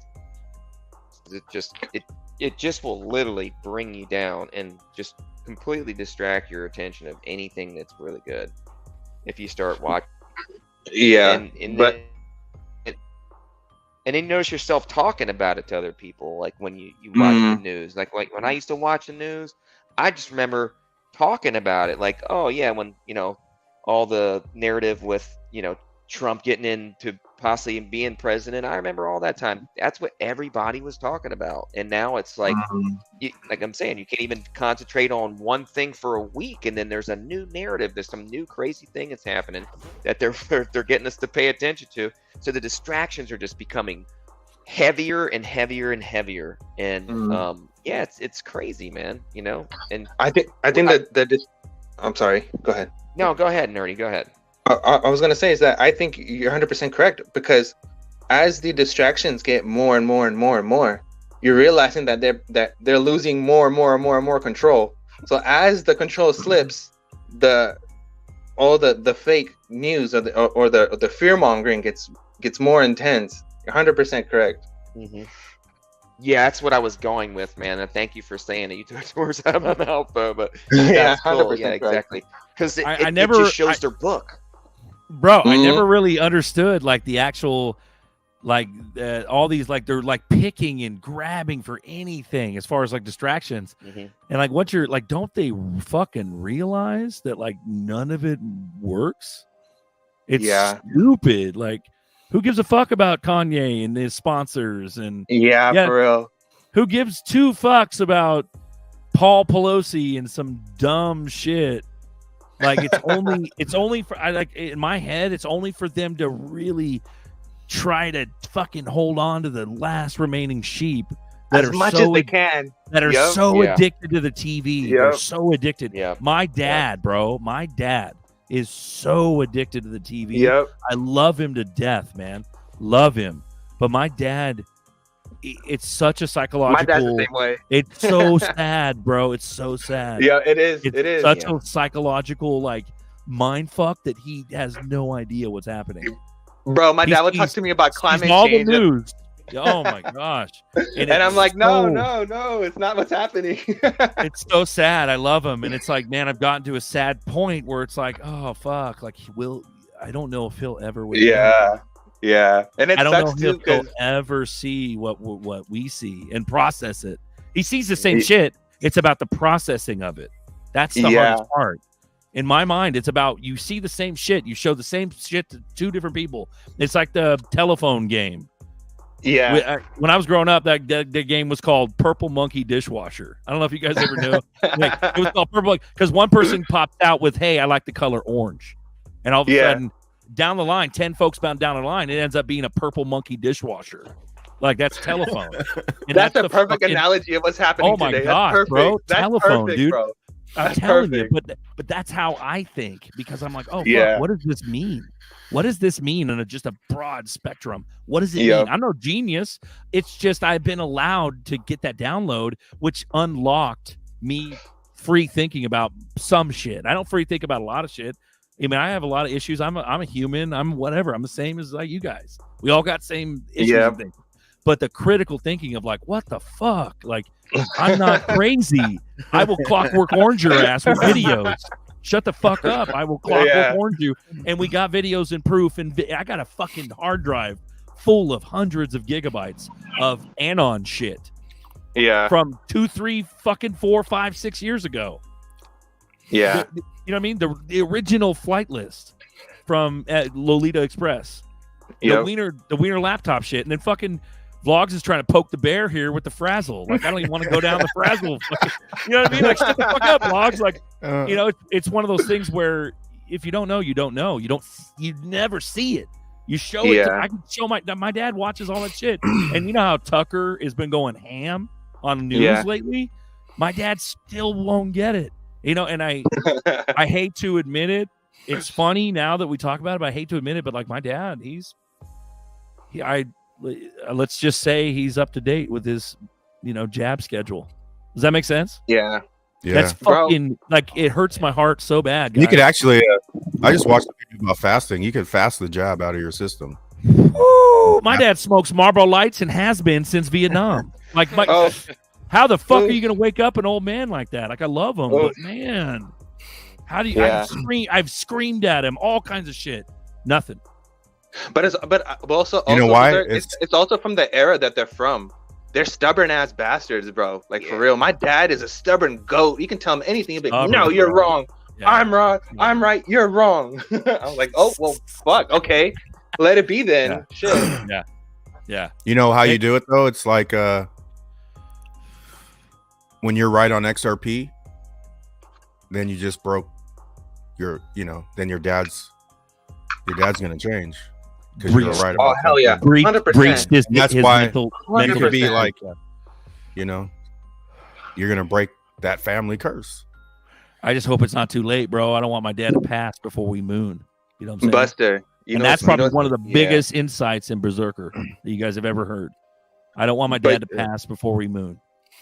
Just make sure he's eating the right things, man. You can get the I can't fucking make sure. I can't tell him shit. He'll sit there and eat SpaghettiOs and smoke fucking chain smoke a pack of cigarettes, watching Dateline every fucking night. Like, I can't tell him anything. Yeah. I'm sorry, Alan. I'm not trying to be... No, dude, it's all good, man. Hey guys, I gotta went dip through the out. same shit with my dad when he had pancreatic Bagman, cancer. later, bro. Have a good day. Have a good one, bro. Later, back. Later, back. Later, back. This shit for 4.5 years with my dad, bro. Like, he had pancreatic cancer for 4.5 years. It already had metastasized when they found it. So believe me, I know the struggle you're going through, bro. And I had the most stubborn dad in the world. I mean, he got me a job at 14 on my 14th birthday, dude. Like, my dad was hard freaking That's poor, like bro. child labor shit, bro. Bro, that's our labor. Yeah, bro. Yeah. I mean, most of us started working like at 10, bro. Yeah, that's crazy. Yeah, but it's that same concept, guys. It's like, that's where my fire comes from. That is, now you're in the bowels of the ship. You're in the bowels of the Berserker ship, and you're watching the fucking guys shovel the coal into the fucking furnace. That's what's firing me. That's what's on. I'm on fire and have been from the gate. Not just to realize how fucked up and evil everything is. It's about it's about what it means to me personally. Personally, I got family that I love dearly that may never see what I see. Yeah. I don't give a fuck if you think I'm crazy, because I know I'm not. I'm not unreasonable. I'm not a bad person.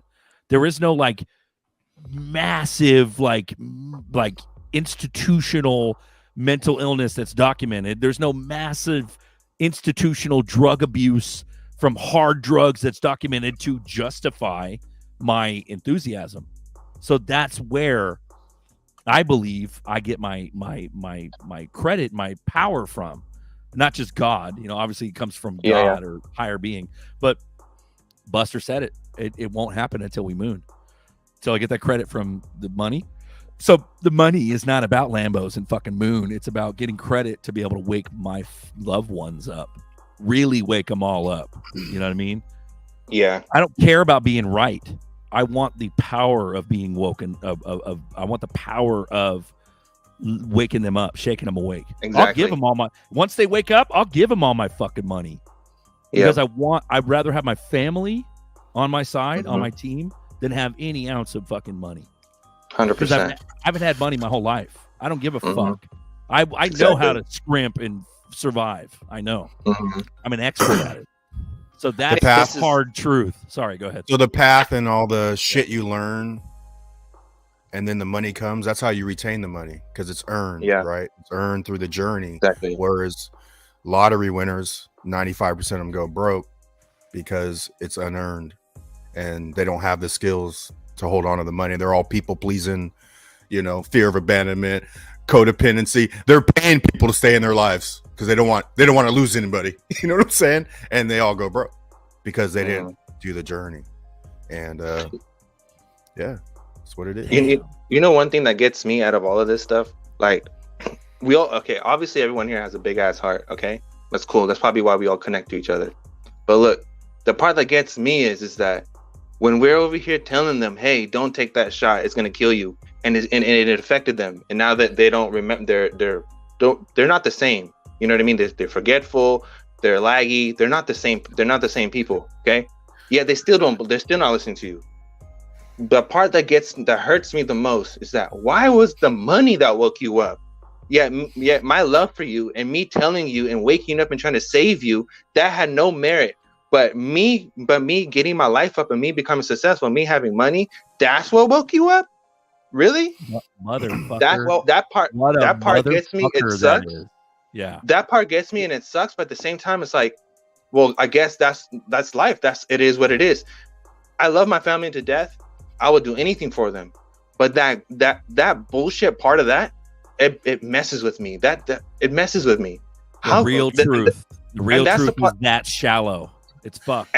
And that's another thing of, okay, if I'm wealthy now, and if I'm not saying I've been with my girl for 8 years, but for example, if she leaves me today, right, and I'm wealthy the next day, why would I want to get with any girl? They're not with me for me. They're with me for my wealth. See what I'm saying? So this wealth, the wealth is a blessing, but it's a curse at the same time, because you realize that how messed up that is.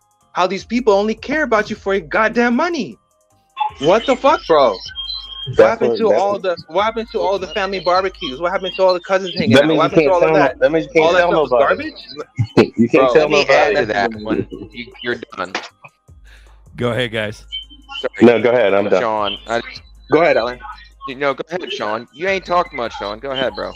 I was just gonna say. Okay. I was just gonna say that's why a lot of times you just can't tell nobody. I mean, yeah, maybe your close family members, but my plan is not to tell anybody. As few people as possible.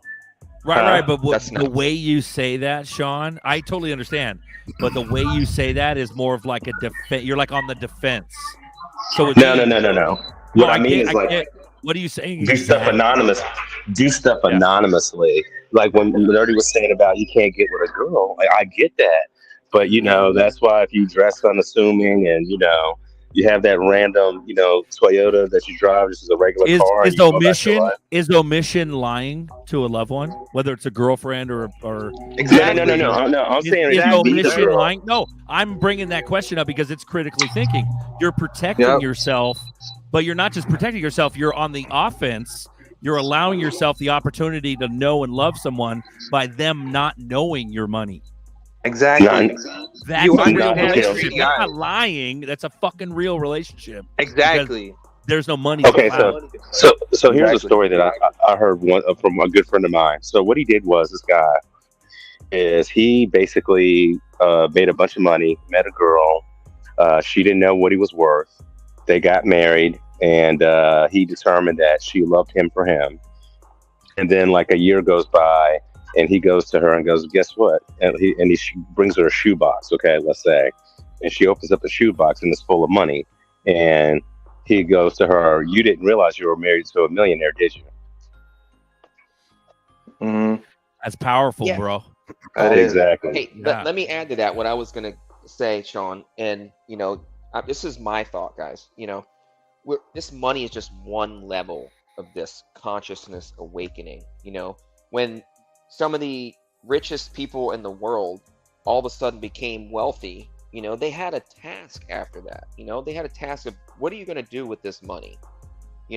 Some of us are going to blow it. Some of us are going to waste it. Some of us are going to break generational curses and actually, like, okay, money's one thing, right? But wouldn't you rather be happy with your life and what you're doing in your life and fulfilled some kind of purpose that you've been longing for ever since you were a child? That's what the reality of it is. That's the next level, when you can get to that level and look past the money. So Berserker, you're going to show your dad that you had faith. We're building faith in this point. You got our faith in something for so long. Okay. That's instant proof to your dad.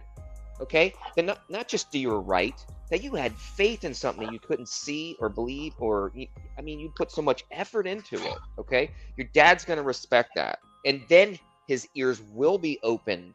Okay.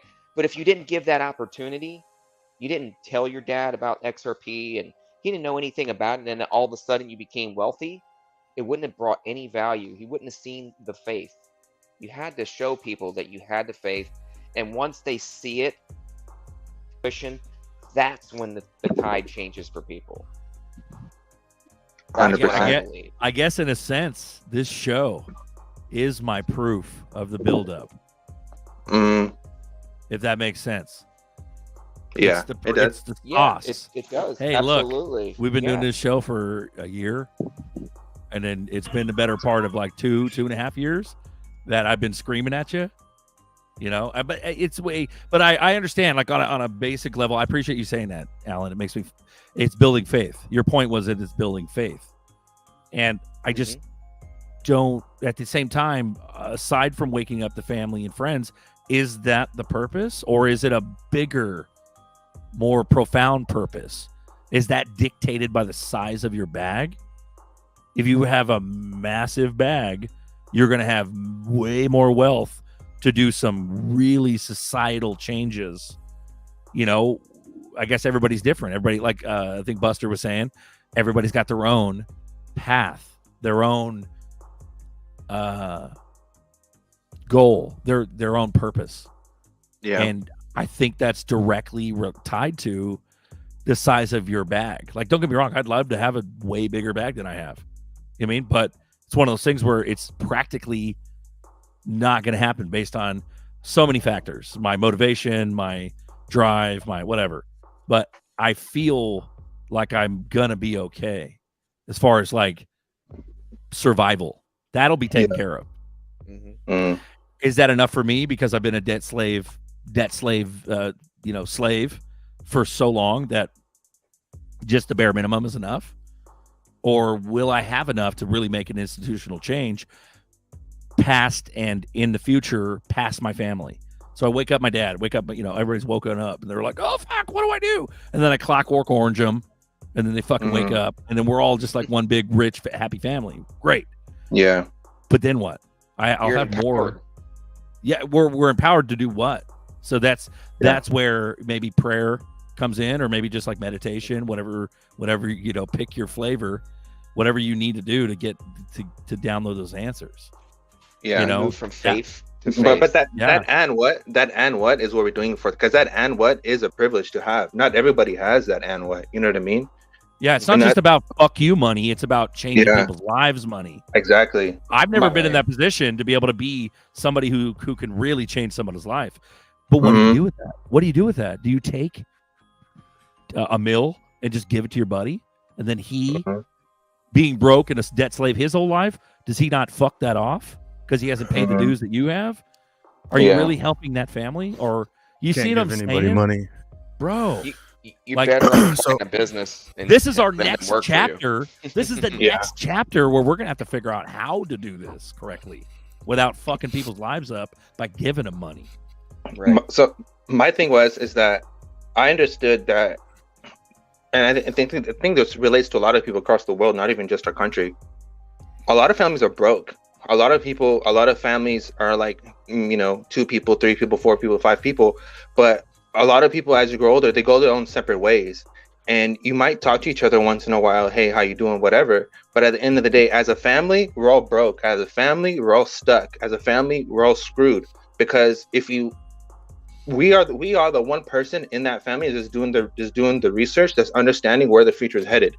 So we understand where this all ends up. Now, if we don't do something about it now, we as a family, not just me, we're all screwed.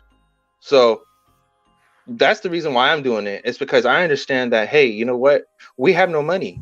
We might have money for maybe 5, 10, 20, 30, 5, 10 years, but what's after that? What do we do after that? What are we passing down? We have money to pay our bills, but what do we have? What is our legacy? We have nothing. You know what I mean? That was my biggest thing, was like, hey, I don't care if you guys don't understand, if you guys understand, if you guys think I'm crazy, not think I don't care right now, because at the end of the day, whenever I do get this money, I'm going to help you guys out. And at that point, if you guys have to humble yourself, then humble yourself. But at the end of the day, I understand that had I never took that position, had I never took the risk, we would all be screwed. Somebody had to do it. Amen. Mm-hmm. Right. Well said, Nerdy. You're right. And it's at what point do we find happiness in our lives? Yeah. With like the money coming. We know the money's coming. That's not the question. Yeah. Like we can say I told you so later. Yeah, living the rest of our lives. Yeah. Where, what, how, who. I guess everybody's gonna be different. On a weird, fearful angle, I see that a lot of us may not be in contact with each other because of multiple reasons, paranoia, worried about being hunted because of the money, things like that. Yeah. Who actually knows you have it? Exactly. And if they know, are they going to do anything? Secret. Yeah. I'm not fearing those things, guys. I'll just be bold and courageous and say that I'm just not. I know potential issue for a lot of you guys, but that's just going to be more people that want to get in front of me, and that's just another opportunity I see to help somebody, change their perspective on what is going on and why they're in the situation that they're in. Which is good. I want to be that person that's in front. That is a good outlook. You're not living from a fear perspective. You're living from an opportunity. I like that. Opportunity perspective, right? Mm-hmm. This is an opportunity, guys. That's why we're here. That's why I said you're going to go to the next level. Learn while you're here. That's why it's taken so long. Okay. Yeah. It's just we're here to learn. That's why you're already doing it. I mean, it's like to serve. You're already serving, Berserker. Right. Like what you're doing right now is service. Exactly. Absolutely. Thanks for saying that. As you elevate, it's going to be a bigger audience, right? Right now, there's 20 people in here. Once you elevate, it's going to be thousands, and then you're doing the same thing. You're serving. Amen. I'm not going to go incognito. I'm not be like, oh, I got money. I'm going to go in hiding. Nah, it's just the audience will get bigger. Yeah, 100%. Maybe not here. It could be anywhere. It might not be 100%. Hey, Buster, my point was about not telling anybody is just I want to be able to just kind of blend in. I'm not going to be gaudy and right. And honestly, Sean, there's no reason, because I've talked about it too, having like a side house and like a private, where not private, but private, where you have the ability to go to the grocery store. And I think the biggest problem would be fame, trying to avoid fame in public. But if you have money, I'm not going to wear a Gucci suit to go to the grocery store. Yeah. I'm not Bro, if you don't wear doing that that. stuff now. I'm gonna get in some shorts and some slides with my Hell unshaved ass face, yeah. and go get a smoothie or something. Hell yeah. So you want Best believe I'm looking homeless. Right. So you want to feel Gucci, not wear Gucci. You just want to feel. Yeah. I think knowing that you have the wealth and the freedom, I think that adds a certain amount of confidence to you. That's why these guys are so out of control blowhard, because they've had decades in family wealth handed down. They lost something in there. So that's where the whole adage of like work hard and don't just give money to your kids if you're rich. If you work hard, teach your kids how to work hard. That keeps that like realism, keeps them grounded, which I understand. Yeah. But silver spoon's still a silver spoon. You know what I mean? You don't get the knowledge we got because you have to be actually poor, and the worry and the stress, and the years of that. Well, you say that the trust fund babies, they lost something. I don't think they ever had it to begin with. I agree, because their parents might have tried very hard to try to get them to work and get them to earn their allowance, but their allowance was $20,000 a month. Like, right? Fuck, what the fuck? Like, yeah, no. You'd have to. You'd have to $20,000 a month. You'd have to put them through literal boot camp. You'd have to like drop them off on in some city with no allowance or anything, and just let them fend for themselves for 10 years, and then they come back and they earn that wealth. Like, but that's like fairy tale shit. I don't know if you guys ever saw this. Do that. Go ahead. I don't know if if you ever saw this. There was this episode of Dr. Phil, and I saw it on YouTube a long time ago, and it was this girl that was upset that she didn't get a G-Wagon for her birthday. And she had to live. I think she had her own place or something, or no, her mom was trying to teach her some sort of values. And the little girl was on Dr. Phil is like, it is literally impossible for me to live off of $5,000 a month.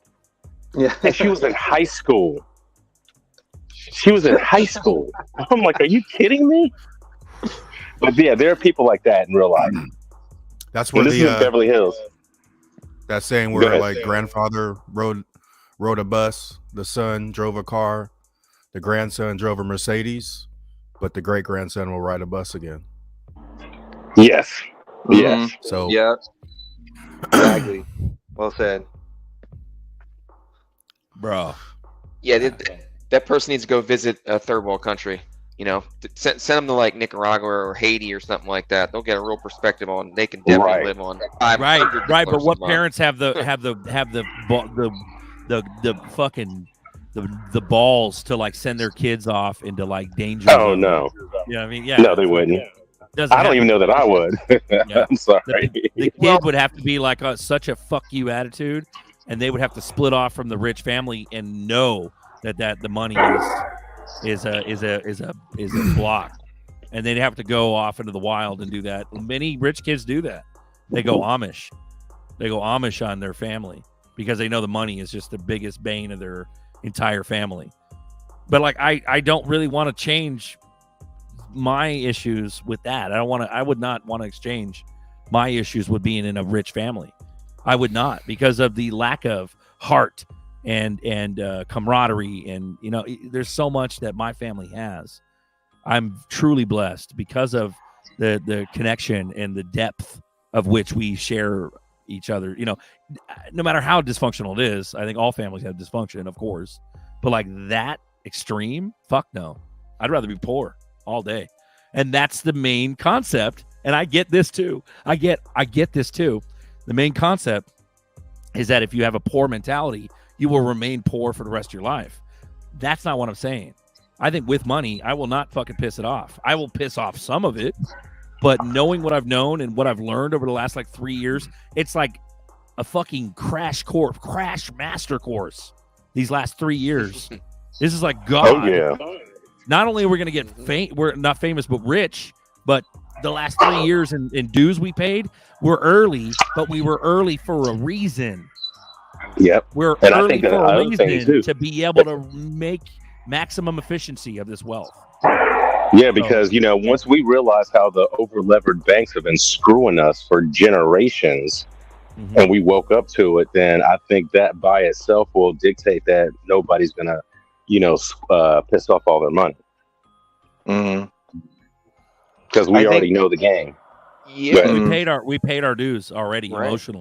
Emotionally. We get rich overnight tomorrow. I'm not spending a dime. Not right off the bat, not nothing. I'm figuring out taxes first. Yeah. That says volume. Some money. No, I'm not spending a dime because I don't need a fucking dime. We got food. I'm Gucci. Immediately, I'm going to be like, oh, no, I got to figure out taxes.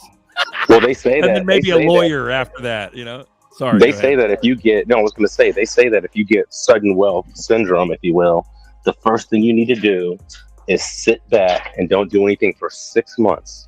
And you take that 6 months and you figure out what your game plan is. If you haven't figured that out already, then like one of the things I've already done is, so I have a customer that has a law firm, and they deal with wealth management. And inside the law firm, there's a few tax accountants and tax lawyers and a bunch of other stuff. And sorry about the noise, squeaky door. And call them first and say, hey, this is what my situation is. What's the best way to move forward before you move a dime? Well said. And honestly, Alan, if I were to be completely honest with myself, yeah, I might buy me, maybe a car, something like that. Yeah, I think you're right. bro. I gotta give you that credit. Yeah, Exactly. I'll be honest. Yeah, I'll shave a little bit. Just Have you to seen the fucking, new vet? just to Have go you seen take the my new mom's Corvette, out to bro? a steak dinner. Yeah. Go ahead. I said, have you seen the new Corvette? That thing's nice. Oh, it's Z06, a So yeah, there is a little bit of aspirated guilt. engine. There's some guilty pleasure there. I got to go do some. New wardrobe. Yeah, I've got hey Nerdy, I've got a customer with a C8 Corvette, and I see that car every week. Oh, and man. so I know that car inside and out, and it is a nice car. I will tell you I that. want one. I want the Z07 package with all the carbon fiber bits. Oh, it's so sexy. All I want to do is pay off my debt right now. I just want to Yeah. nest one little mini moon so I can pay off my debt, take that stress off my back, and you know what? I can wait for the rest of the money. I can live off of what stack Yeah, if that's I true. have to, but I definitely want to cash out some money to just get out of debt. Once the debt's gone, much of the pressure will be off my shoulders, and then it's going to be a lot easier. And I suggest that people do that, and Sean, I met a lady that got in my cab this week that was a financial advisor, and she is also in the same building as 3 other lawyers. And she told me, and I said, I already been looking in the charitable Maynard trust. She goes, oh, well, the lady that's in my office, that's all she does is trust. She's been doing it for 25 years. I was like, well, this was no coincidence that you're in my cab today. She goes, oh, There you go. either. I was like, okay. Nice. I said, hey, are you using blockchain? That's how the conversation got started. Because, I've just been trying to open up doors. I look at every opportunity comes in front of me. Usually it's for a Right. reason. But she said, no, but we've been looking into doing that. And I was like, well, I'm the guy that can help you with that. So another encouragement you're going to meet, especially in the finance world, because all these guys are going to eventually FOMO into whatever information they can get and hey, here and teach do this, how to set these wallets up, how to manage this this DeFi app, and we got the NFTs going on. There's other opportunities. I'm already looking for them right now in my area. I already got my buddy that's a printer getting ready to print me up some cards, and I'm gonna start passing them out. There's side hustles. This is a Nice. side hustle for you guys right here. Okay, you want to stack more bags? I just gave you my side hustle. Just don't compete with me if you live here in my area. No, Alan. So Alan, I got the lawyer with the C8 Corvette, that office. One of the lawyers in there, he's big into XRP and everything too. He's trying to get together with some buddies to come up with, like, for lack of a better term, come up with an app that when, let's say it's a personal injury case.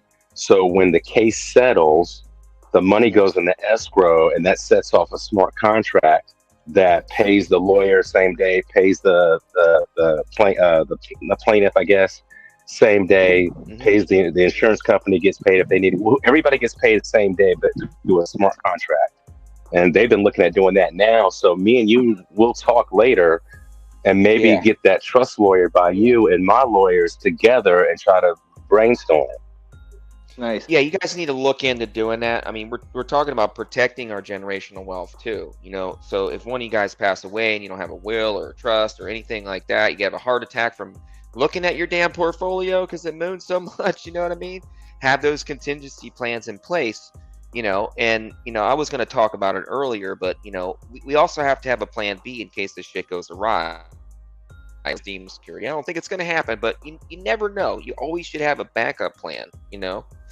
And I would suggest that you take your personal card, whether you don't have one made up already, and just start knocking on doors and looking for these opportunities. And lawyer firms, yes, financial advisors, all the financial advisors in your area. You should be going to every single one of them in your freaking town, okay? And knocking on their door and saying, are you guys using any type of distributed ledger technology? And they're going to like, what the hell is that? Well, there you just open up the door. Well, that's, that's this. You go into it with them. These people are going to wake up eventually, but the ones, and you basically tell them, hey, I'm going around to everybody. You know, the ones that get in early enough are going to have that jump start on it before everybody else. It's coming, you know. And go over the Rosie Rios. Take out $1, sir. Would you mind taking out $1? Hey, this Rosie Rios is on the board of this company that I'm invested in, and you need to know about it. Call me if you're interested. It only takes a few seconds. We do have to. I'm sorry to interrupt. We do have to specialize once we moon, because none of our XRP knowledge is going to fucking matter, because the flood and the horde of absolute sheep coming into this they're not going to hear us. They might nostalgically look back and go, wow, these guys were in early. They're the fucking ballers. They're the whales. But that won't happen until the dust settles. You notice it now. You see the shorts and the new YouTube channels of all these fucking weirdos that come out of nowhere that they're not technically officially in the XRP army, because the XRP army, it's self-appointed. You're self-appointed in the army if you say you are. But the dues that we all paid that to be here early and to put the work in and get on the live streams and comment and become moderators and all that shit, that is the real shit. But people won't realize that right when we pop.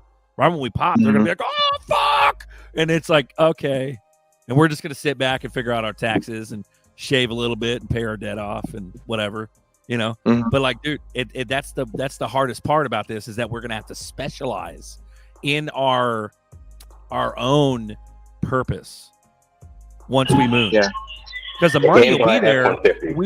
We will no longer be these XRP gurus. We'll no longer be those, because no one's gonna be able to hear us. So we're gonna have to like restructure our lives and go, okay, do we want to be on the public square?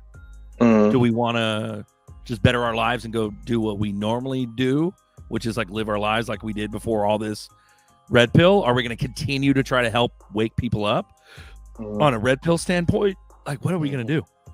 Sorry. I just want to go back to the what we were talking about way before, the point of talking about the poverty stuff. And I want to say something like everything that we're talking about right now is totally related to that, because when we have nothing and we're so used to that made us hustlers. And now we're using those same skills when we were broke and had nothing. And that's what differentiates us from the rich class, is that the rich class, these wealthy motherfuckers who's living off trust fund babies, these people don't have that. They've never had that. That's something you can't teach in school. That's something we were born with. That's our life. You know what I mean? And we're using that and we're weaponizing it with money that we've never had before. Imagine that. If we're able to turn a couple dollars into a few $100 into a few $1,000, imagine what we can do with a few million. These people don't have any idea what's about to come after them, because everyone who has judged us doesn't understand where we come from. We come from a life and a background of the skills, constantly having to learn skills, constantly have to survive. And that today, and if we use that today and being able to profit from that, bro, we have ideas up the freaking there's nothing we cannot think about, or nothing we cannot fix, or no solution we cannot fix. Because everyone in that rich class doesn't have that spark. They don't have that creation. They don't have the imagination. We had no choice but to have it. That's what makes us so much more powerful than them. Well said, Nerdy. That's crazy very cool. well said. Crypto OG, he goes, we need to create a Blue Crew directory so we can all stay connected once we moon.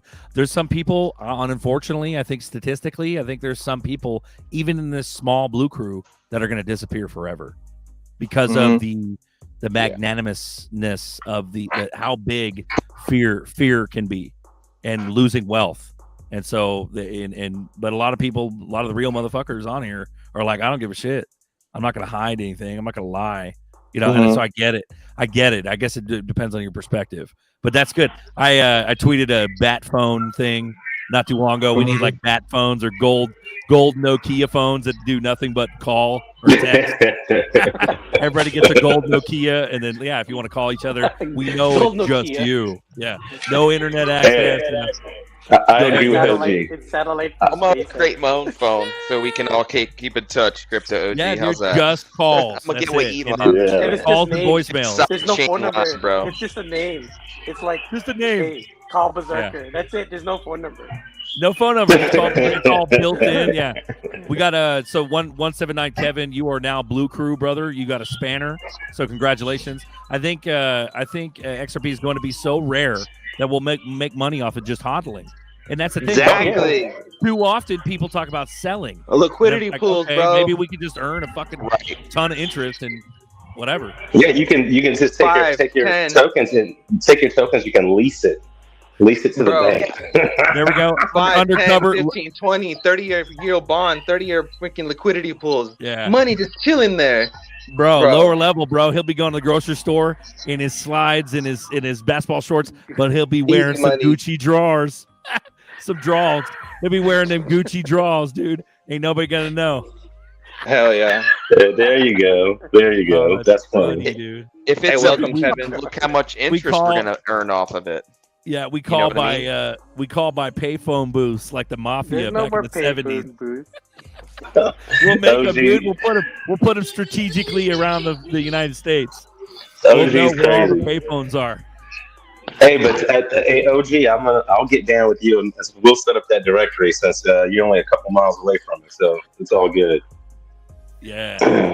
Shout out to There we Payme. go. Shout out to 179 Kevin. Thank you, Berserker, for sure, guys. We'll just make our Those- own phone, bro. Yeah, we'll make our own Yeah, shit. that's what I We'll was have our saying. own telecom network where nobody can hack it, and it's just a closed circuit telephone network. That's it, dude. Yeah, bro. We'll go open up freaking Pac Bell again. Yeah. Show me your XRP. Show me your Put the XRP. XRP in a bag. Put the XRP in a bag. Yeah. Put it in the So, bag. dude, I just say we just go buy a freaking phone company that failed and just make it ours. yeah. So we're going Yeah, on three gonna get hours. tight, though. Right. We've been going on 3 hours and 50 minutes, guys. This is like one of the original shows. It's like Oh, a man. 4-hour dip, bro. Is it about this time to call it almost 4 hours? Call it at 4 hours? Yeah, I dude. got some yard work to do. Yeah. Bagman done been here and dipped and said his piece. Dude, we've been on here for days. At this point, we're just wasting time. It's a Bro. long time, bro. Yeah. What I a love block. That's crazy. Yeah, look at this. Just call it Island and, Ghost. Holy shit. Play that video again. Play that one on the way out. We're coming for you. Here we go. All right, guys, we love you. We're going to call All it a right, day. Everybody take care. All right, peace, guys. Have a good weekend. Peace, All right, guys. y'all. Peace out. Sunday. We're gonna walk this out See you now. later. We love you. Appreciate you Later to the watching. chat. Coffee time number 40. Peace. Here we Historic. go. I'm gonna close this out.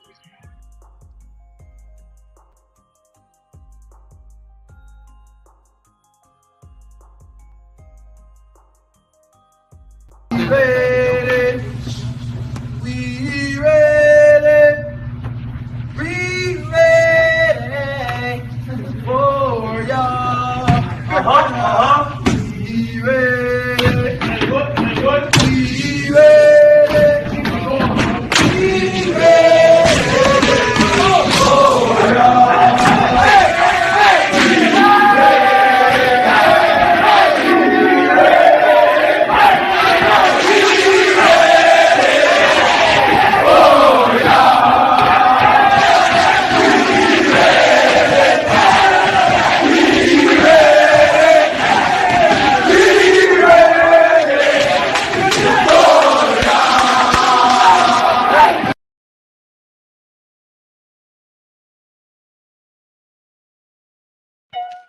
I'm getting bags like every day.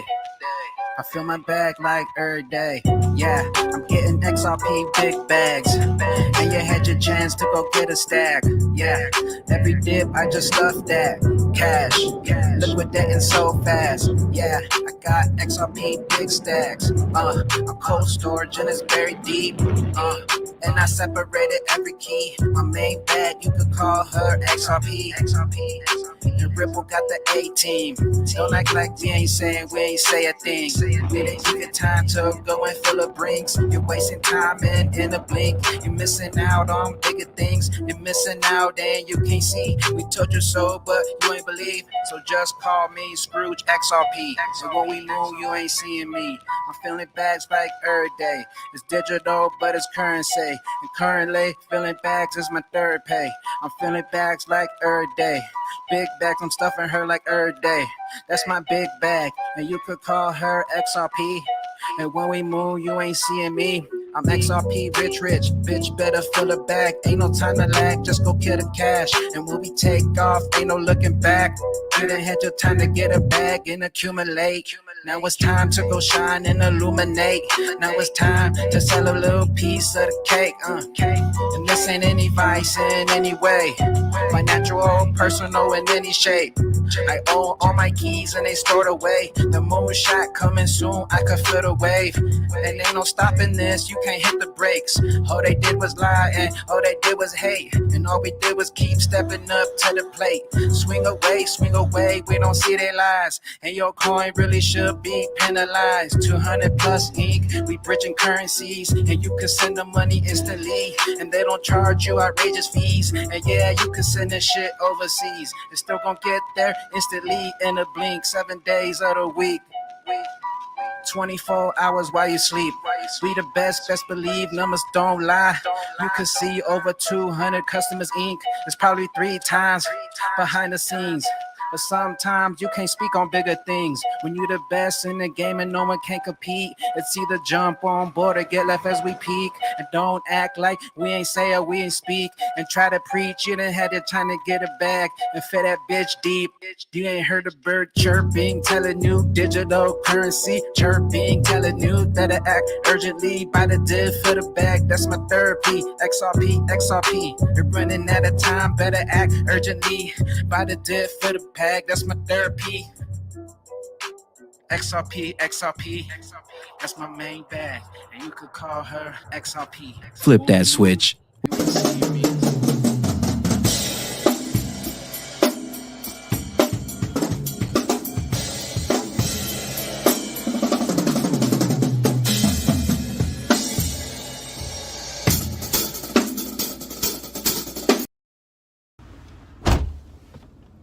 Always remember. I don't give a fuck about what you do with your